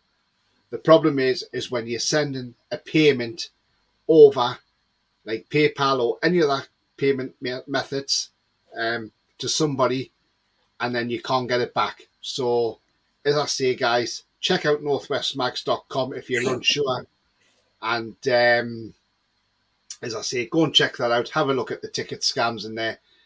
The problem is there is too many people out there who want to take advantage of us fans, and it's an absolute disgrace, and we need to clamp down on it. And it's not just for football. It also happens for concerts, rugby matches, everything, darts, boxing, the whole lot. So when you're buying tickets, be very, very careful and be very, very savvy at what you do, and make sure that this person is selling them because they have got them and they are willing to meet you. If they say they can't meet you, then that person rings alarm bells straight away and tells you they are not genuine. So be very, very, very careful of when you part with your hard-earned money, because I don't want anybody, parting with their hard-earned money and being scammed. So the address is on there, guys. It's northwestmags.com. Check it out, and be sure that have a look at that if you're unsure on ticket scams. And so I'm just going to go into some comments before before you do that, talking about reputable companies, I just want to give a shout out to sportsbreak.com, who are the partners. I got tickets for the Liverpool game through them. You pay your money, you get the hotel and the ticket. Well, the hotels aren't cheap, but they're the standard rate for the quality of hotel that that they use at that time, because they checked out the price. But it was superb. The customer services was great, and the hotels and everything was sorted. Everything was as it should be, and it actually worked at good value, because the hotel prices were known. When you take the ticket into consideration, we got tickets in the Leazes end. The price of the hotel was roughly the same as you would pay if you just went for that weekend anyway. So I know that people that travel from all over the country to Newcastle. Some people have relatives, so that's not right for them. But if you wanted to have a weekend break away with your lass who supports Liverpool and was cheering when they scored, it's good value for money. If you have, some people can't afford that, which is fair enough. But I just wanted to give them a shout out because I thought the service was excellent. Another thing, what we're going to say, John? I would say, sorry, Pete. The thing is, as well, if you buy a ticket, right, and that ticket will have your name, have your address, and if you go to Wembley, they will ask you for your ID. So please, Pete, if you go anywhere, you are going away, take your ID with you, because they will, I repeat, will ask you for your ID, like a driver's license and that, or anything, your name and address on there, mate. Just take that with you as well, the cover. Because if I bought a ticket off, say, Rawley, for example, right, for, say, 1,500 quid, right, the ticket looks real, but the dress doesn't match up.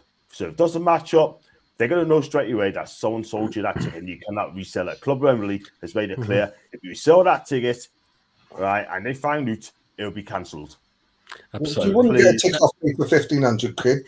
Be face value. No. Just saying for example, man. I know. And you know what I mean? But face value. Face value. Sorry, face value. Right. And another thing, if you are receiving your tickets and you want to post them on social media to see that you've definitely got them, make sure you cover up the QR codes or the barcodes. Otherwise, people will copy them down as well. Yeah, absolutely. Just put the carbo top. Just put the carbo top cup section, Pete. The green bit. Yeah, that's all you got. Sure. I didn't bother post. I just said on the source I've got my tickets, but I didn't post any photos on it. Nah. Harry says, I'm sure it was Steve Wraith who sold him horse balls to throw Casa. I think it was, actually. I think it was. Lee says, yeah, Gaza picked one up and started eating it. Yes, he did. Why would a proper supporter want to sell a cup final ticket? Sure, there's Wembley.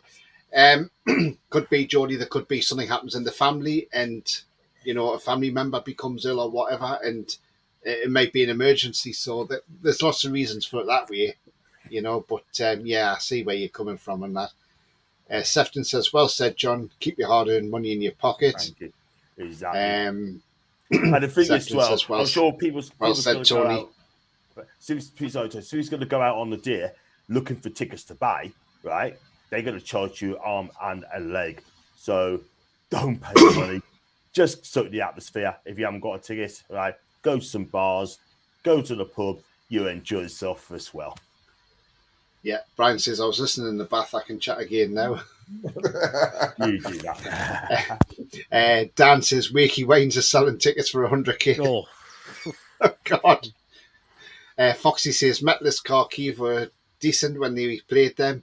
They had some great Brazilians. They got disqualified from Europe in 2013, folded in 2016. They started from scratch again and are back in the top division now. Good for them. Well done, Kharkiv. Good for them. Yeah, don't be scammed. My pet hate, says Sefton. Yeah, absolutely. Brian says, tend to get rid of those tickets. Paper, I mean, we're all digital now. Surely that would make these things a lot sort of things easier. Yeah, definitely, yeah. Yeah. Gary says, if it's face-to-face, fair enough at ticket value, but anything else, then tell them to take a run and jump. Absolutely, Gary. Exactly, well said, Gary.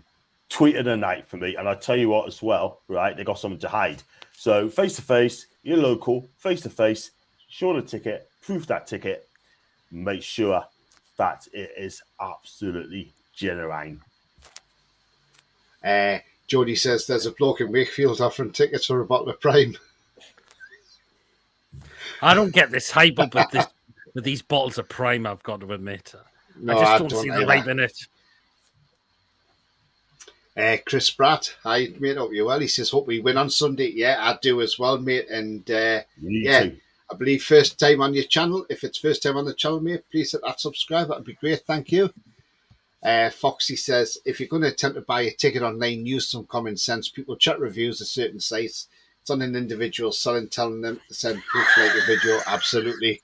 Absolutely. Coming from I'll gather from who? Next one. Does the tickets have a barcode? Take the talk.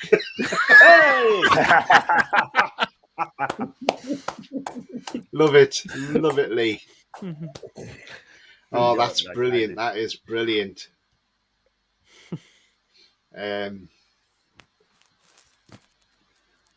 says, will I be able to get to Wembley if I don't have valid ID? I've only got a passport, but that's run out a while back. Oh, okay. I would have thought if you have a passport. So you haven't got valid ID, you haven't got a passport route. I would check for Wembley Stadium. I would just be them and speak to them. I would have thought a passport would be okay because it's even out of date because you're not trying to leave the country, just trying to prove who you are. I'd have thought that would be definitely. Okay.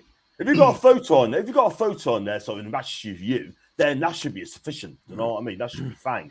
So check out a club Wembley, mate. Ring up Wembley to say you got a ticket, and just explain the situation, mate, and then that'll be fine. Jody says it's the first I've heard about needing ID to get to Wembley. Haven't heard anything from the club or Wembley about it. I'll have to double check the tickets again and see what they say. Yeah, I couldn't remember saying anything about ID on them. It'll probably Dan says, tell me, ma, I'll make it home for tea. The dog's fucked up Wembley for me.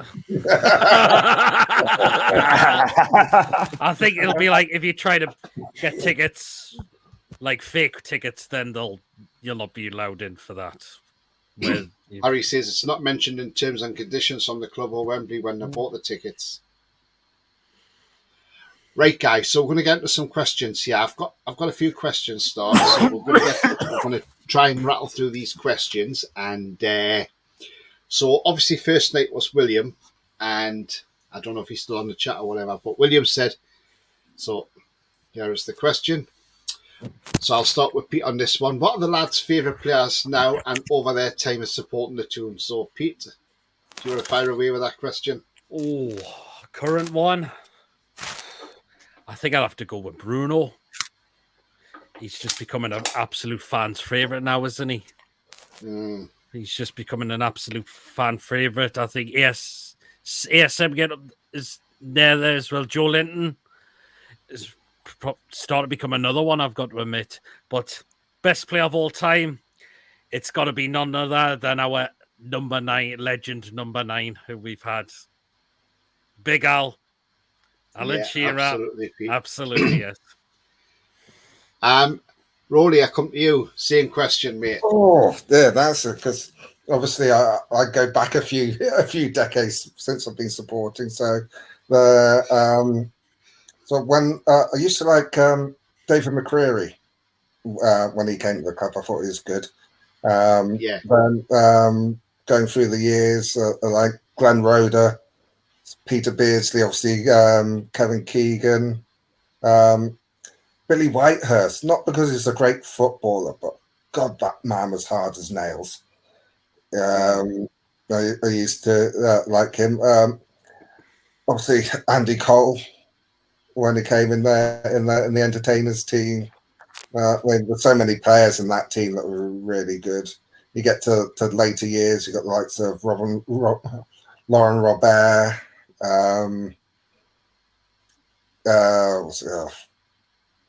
I've forgotten his name now. The French midfielder, his name I shouldn't forget.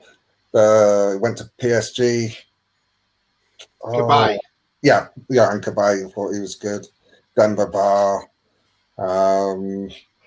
Then Mr. Strawberry Syrup, man. I remember that. Yeah, strawberry syrup. You come up to the team we've got now. Obviously, the people that Pete mentioned.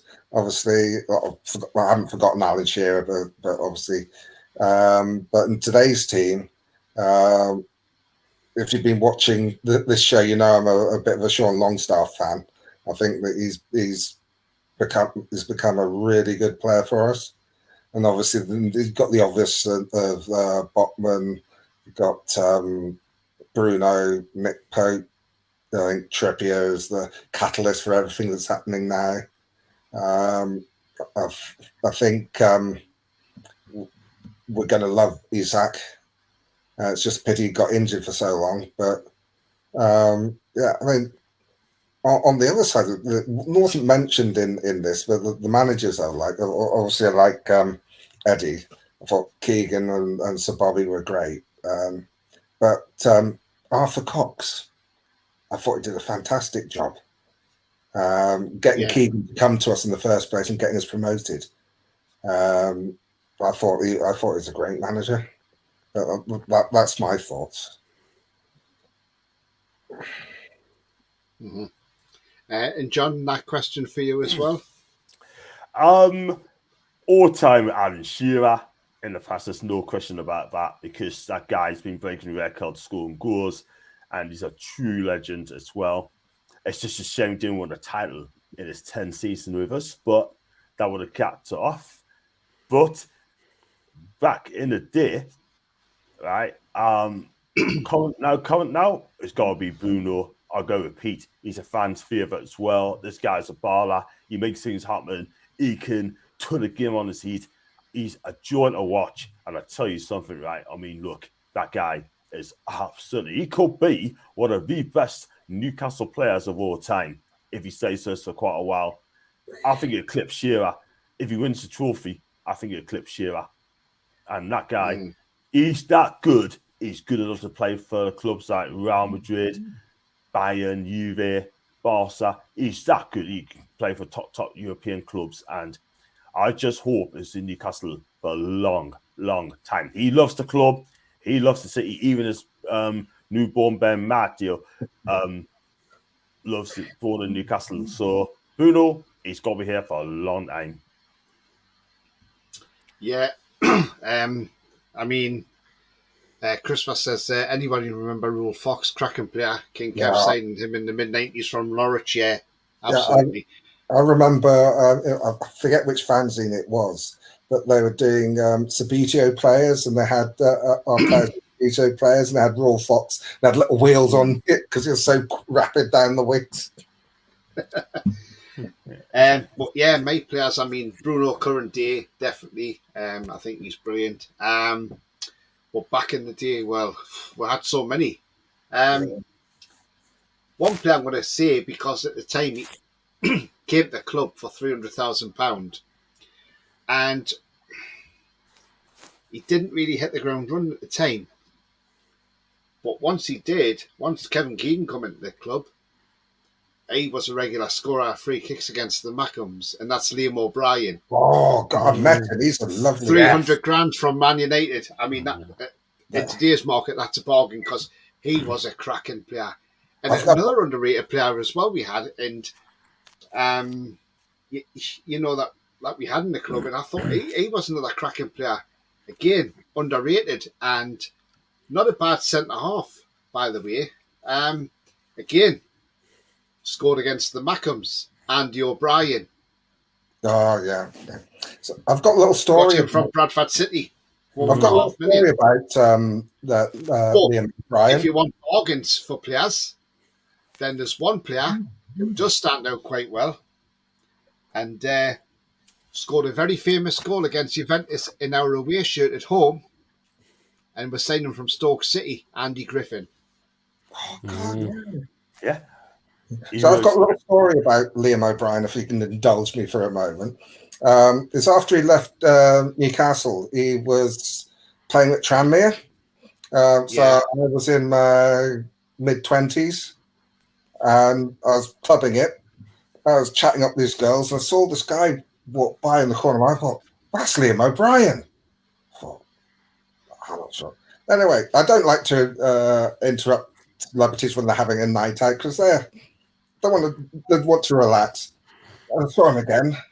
And it was Liam O'Brien. So I goes, oh, thank you for everything you did at Newcastle. Well, I was just about to go, and he stopped there and had a 10-minute conversation with me, how he missed it there, and how great it was, and that. Totally forgot which women I was talking to.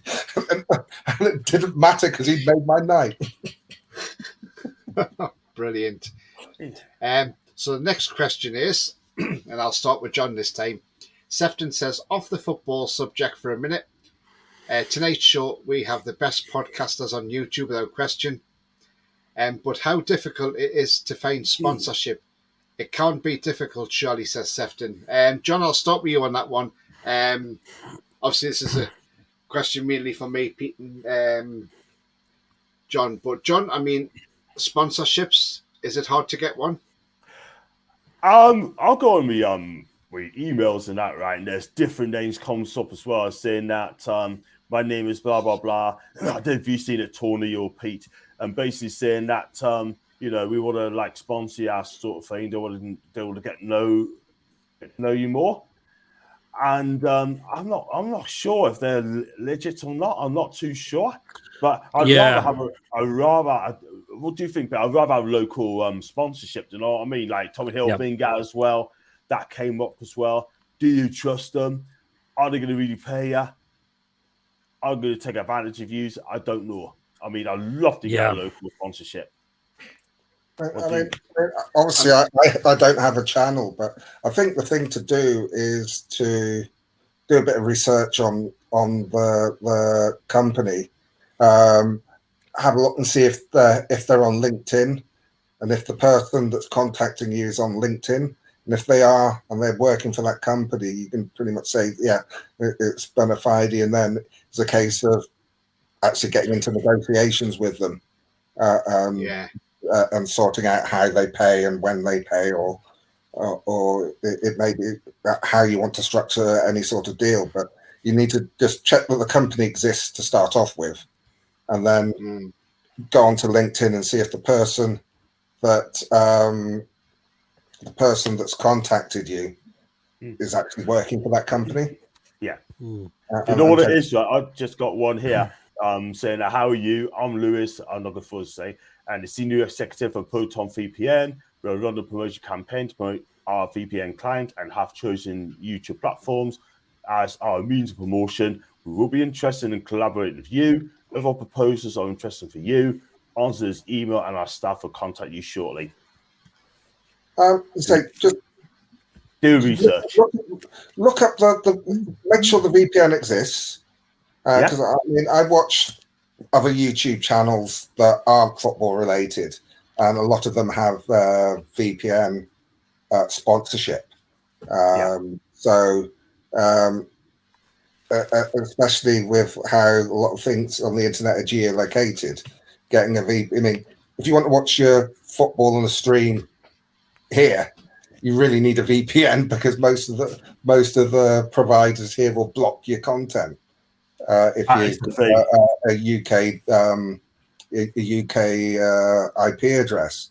So it's quite possible that VPNs want to get the word out there.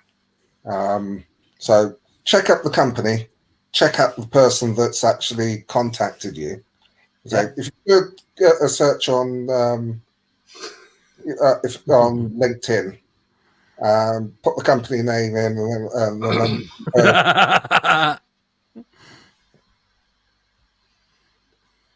no problem, William. Pete, I mean, sponsorships, anything for you, mate? Or I've had some emails coming through, but I'm not sure if they're trustworthy. That's the thing, so. So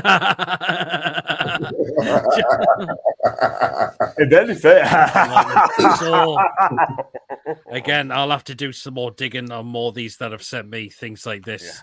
Well, Pete and John, if you want me to have a look, because I do a lot of work on looking for customers and stuff on LinkedIn and the like. If you want to me to have a look at it, just I can give you my my actual email address after the show.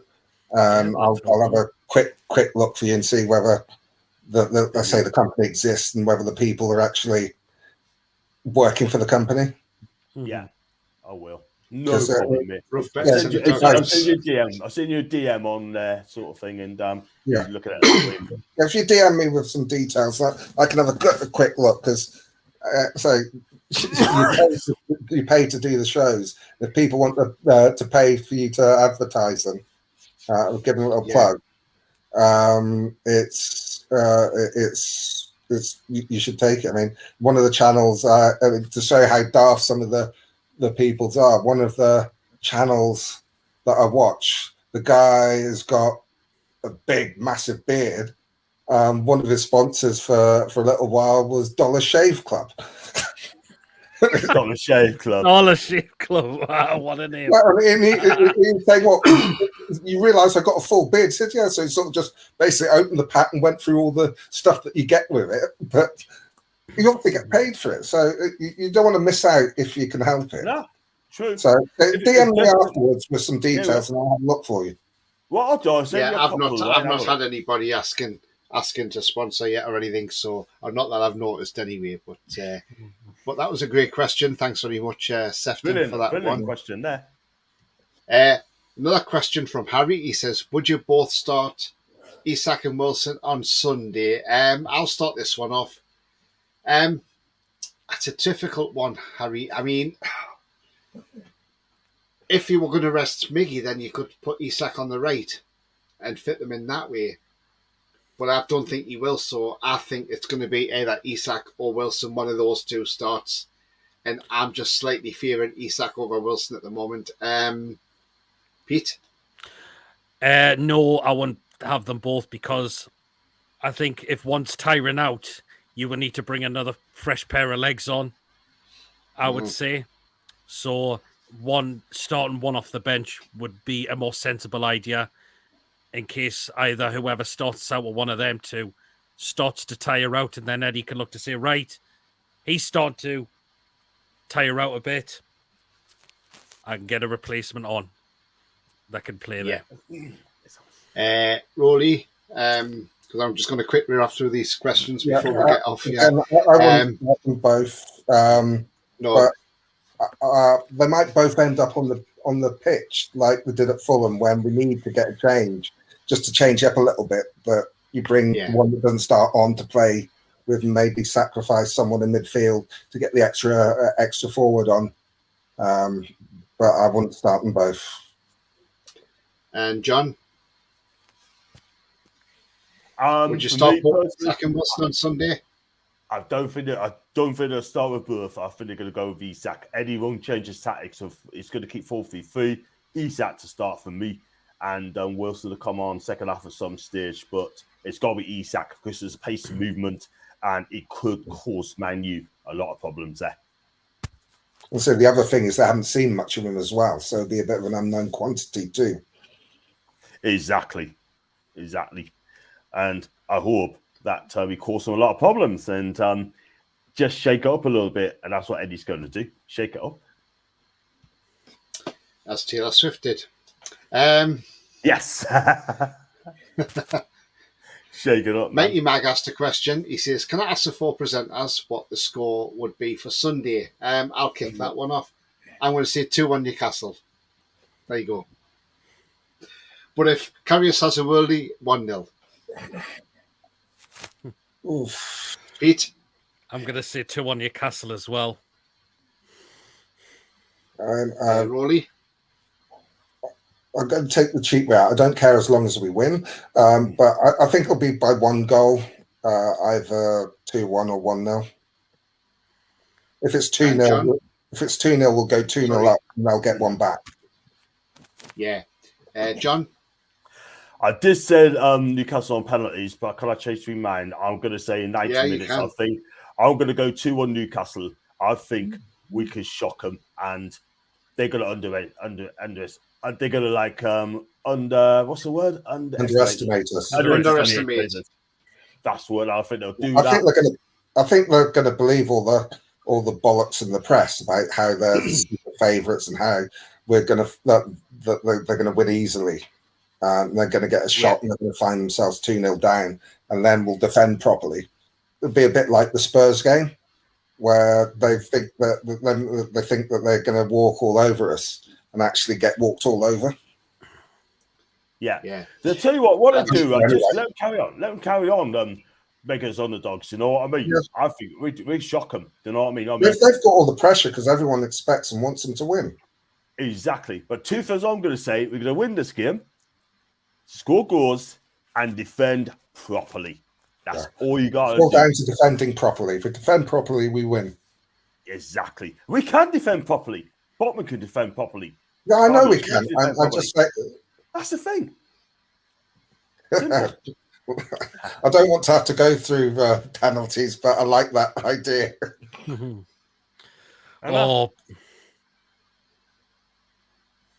Cast an extra time. 2-1 the Real United, says Sefton. Lee says 2-1 win for the Mighty Tuna as well. Red card in the game for sure, says Foxy. You could be right. And the final question before we wrap up. Now, Ches has asked this question. Question for you guys in England. How do you get away with supporting a different club in another city? I thought somebody's phone's ringing. Somebody's agent's calling them John. Not mine. Not yours, is it? So he says, I thought you'd get your underwear pulled over your head. In South Africa, rugby, you support your city. Right, Ches, I'll kick this one off again. Right, I'm originally from Newcastle. I was born and bred in Newcastle, brought up in Blakelaw. So I'm a Blakelaw boy. I've only lived down south for the last 11 years now. So for the first 40 years of my life, I lived in Newcastle. So I was born and bred there. Newcastle was my local team, and that was the team I always supported. So that's the answer to that one, Ches. I'm now going to go to John. Get away with supporting. The question is, how do you get away with supporting a different club in another city? Yeah. For me, I mean, I look out to see how Bristol City do because that's a local club. But Newcastle's always been my team. Excuse me. And I don't think I could support anyone else, I'm afraid, but it's going to be Newcastle for me. I've always have a soft spot for Newcastle, by the way, because of the fans, the city, and also the passion of the club as well. And it's a unique club, and I do like unique club as well. For me, it's always Newcastle because I had legends at the club, like Kevin Keegan, who's my idol as well as a player, Terry McDermott as well. And, I just love everything about Newcastle, really. And it's just such a passionate club, and Newcastle's my team. Yeah, and Rory? Well, I was born in Beaconsfield, not far from Oxford. I'm also quite posh because I went to a boarding school, and it played rugby, so there wasn't that big football rivalry at the school. I picked Newcastle when I was on the holidays. The people around me, locals, I only had a couple of friends because I was away a lot of the time. When I moved to Birkenhead, I was well and truly a Toon fan, so they couldn't stop me or try and talk me out of it.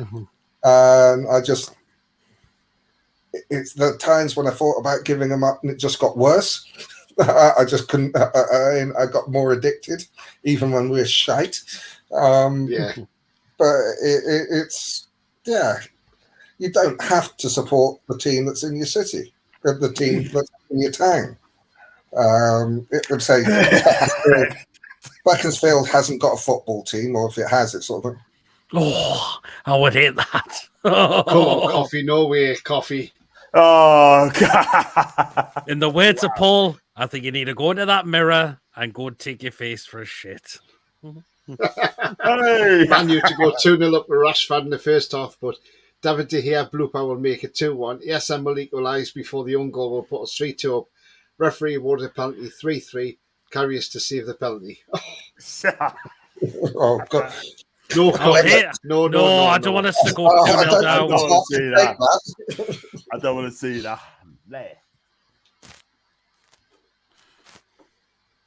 And Pete, that question for you as well.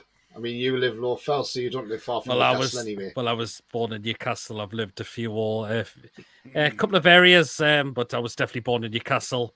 I've lived in Willate Mill. I've lived in Rowlands Gill for many years as well, which I currently am now. Yeah, absolutely. Well, guys, we're coming to the end of the show. I mean, it's been a cracking. We've been on for just over 2 hours, and oh,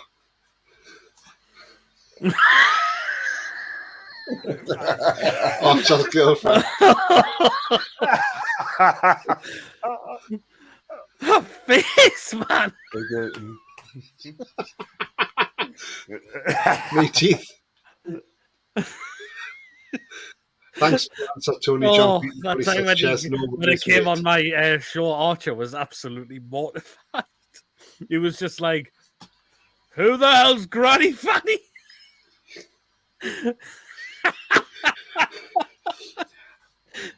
Right, I'm going to go around the chat now and ask for the to give yourselves a shout out. I like coffee says by Tony P. Albert says just bought 2 £40 tickets from Mag supporters for 1,200 quid. Should have their season tickets taken off them. Wankers aren't Newcastle fans. Toon Army, says Albert. That's a bit extreme, isn't it, really, to sell tickets for that price? Go look at that again. I'll read that again. Just bought 2 £40 tickets from so-called Mag supporters for £1,200. Should have their season tickets taken off them. These bankers aren't Newcastle fans.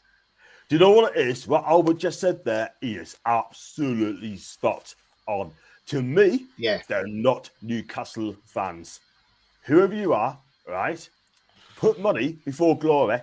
Okay, you're not Newcastle fans at all whatsoever. Because I tell you what, right? I would never ever sell a ticket for 1,200 quid. Because I tell you something now, right?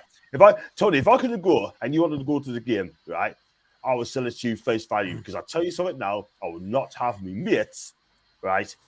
Stand to us, rip us off as well. I would never do that. If they offer us 1,200 quid, I said, no, face value. So, okay, if you've got a ticket for, say, 80 quid and you sell it for 100 quid, right, you make 20 quid, but that's fine. Would you take that? That's fine, isn't it? Maybe yeah, exactly, yeah. Like 20 quid is like a token, right? You could just like get a few drinks for your mates, that sort of thing. That is fine. But 1,200 quid? Really? How it? And the only cost time prices as well.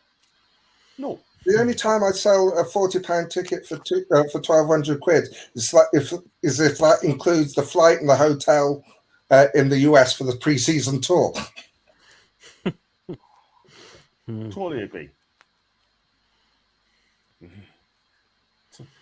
Lewis, go back to Lewis' comments, by the way. Go back to Lewis' comments then.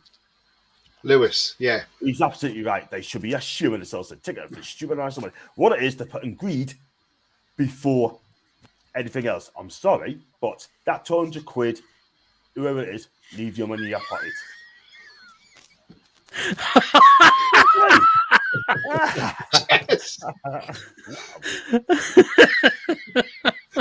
Coffee, the Geordie John Travolta. Grease like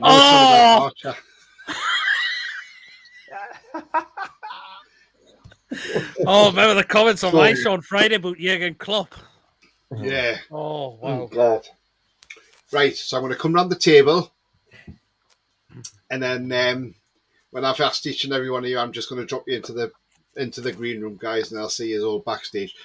So I'll come to you first, John. Can you tell people where they can find you, please, on your socials? Thank you both for having us on again, Tony. You can find us on TikTok, on Facebook, on YouTube, John Sinclair TV. And if you'd like to check us out on social media, John_NUFC42. And on Insta, John Sinclair 50. And on Friday, I'm hoping to have Macy back on my show for a Carabao Cup preview. That's on Friday. And she'll be on mine on Friday, I'll be on hers on Thursday. And I just had a tweet on Insta called Sophia's Football Talk. She's a big United fan, and she's invited me to go on her channel at 5:30 on Friday. And I said yes to her. So check us out on the channel as well. Thank you very much, John. And I'll see you in the back room, mate. Thank you very much for coming on tonight. No problem. Thank you. Just hang backstage, John. Cheers. Rolly, come to you, mate. Yeah, you can find me on Twitter at Pol67. Yeah, lovely. Thank you very much, Rolly. And the same for you. I'll see you backstage. Thank you very much. Cheers, Tony. Oh, God. And Pete.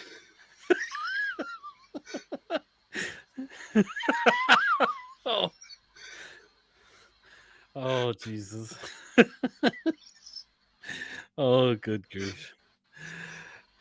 Oh, wow. But yeah, my channel, PD Prowlock, I'll be back tomorrow at 8:15 with the Premier League review show. So come join me and the guys for that in the chat. So we'll be rounding up all the Premier League games that took place, and we'll be discussing them. And I'll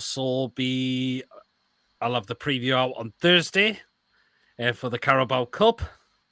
And my usual crazy show is going to take place on Saturday instead of Friday because I've got stuff on Friday. But it'll be taking place on Saturday. We're going to start quite earlier considering, I'll be up early for Sunday, so that's why I'm starting it a little bit sooner. But yeah, PD Proudlock on YouTube, so feel free to check me out and subscribe to my channel. On the road to 2K subscribers as well. And you can follow me on social media, which is PD Proudlock on Facebook, Twitter, Instagram, and Snapchat. Oh, lovely. Thank you very much indeed, Pete. And great night, Tony, being spot on, says Lee. Thank you very much. And I'll see you backstage as well, mate. Thank you very much, Pete. No problem, Tony. Cheers. And everybody says bye-bye to you.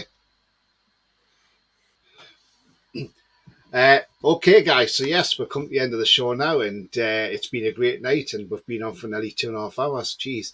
And I've got to get up for work in the morning. But you know what? I don't care. It's been a great night all round. And it's been a fantastic show. And we've all had a good laugh. And, yeah, we got people in the chat. And, you know, Is this guy going to make an appearance on Sunday in goal? Yes, I think it is going to be Loris Karius in goal on Sunday. And, and let's see what he can do. So before I go, guys, yes, you can check me out on TonyTooney31 on Twitter. Follow me and I'll follow you back. Also, please smash those likes. If you haven't smashed it already, then please smash it on your way out. Just click that button, that thumbs up button, and give it a like. That'll be great, and it helps the channel up the search results as well, makes people find the channel more easily. Also, if you are brand new to the channel, then please hit the subscribe. That is free to do, so it helps the channel grow. And also bell notification tells you when I'm live or have any pre-recorded shows or any upcoming shows as well, guys. So do smash that bell for future reference on shows. Currently I have 378 subscribers, so 4 new subscribers tonight during the show. Fantastic effort, thank you very much indeed. So only 22 away now from 400, which that would be great if I got there by the end of February. But just before I go, I've got a couple of comments here. Lewis says, unfortunately, Peter, I can't join you on Saturday. Lewis says, see you later. And yeah, okay, right, no worries. But yeah, guys, yeah, it's been a great show. I've had a lot of debate, a lot of good chat in there tonight, and some great questions coming as well. Do you know what? We'll have to do this one again. I mean, this was a fantastic. I mean, I only put this show out with an hour and a half's notice as well, so fantastic effort. I think at one point I must have had about 45 watching it once, so that was an absolute massive achievement as well, guys. But yeah, until the next show, take care, guys, and I'll see you later. How are you, the lads? And don't dream, because Sunday will become a reality when Trippier and Lascelles hold that cup up at Wembley Stadium. So, and I say Lascelles because as his club captain, he will probably have to go up and share the responsibility with Kieran Trippier. But until then, guys, take care. See you later. Bye-bye for now. Enjoy the rest of your evening.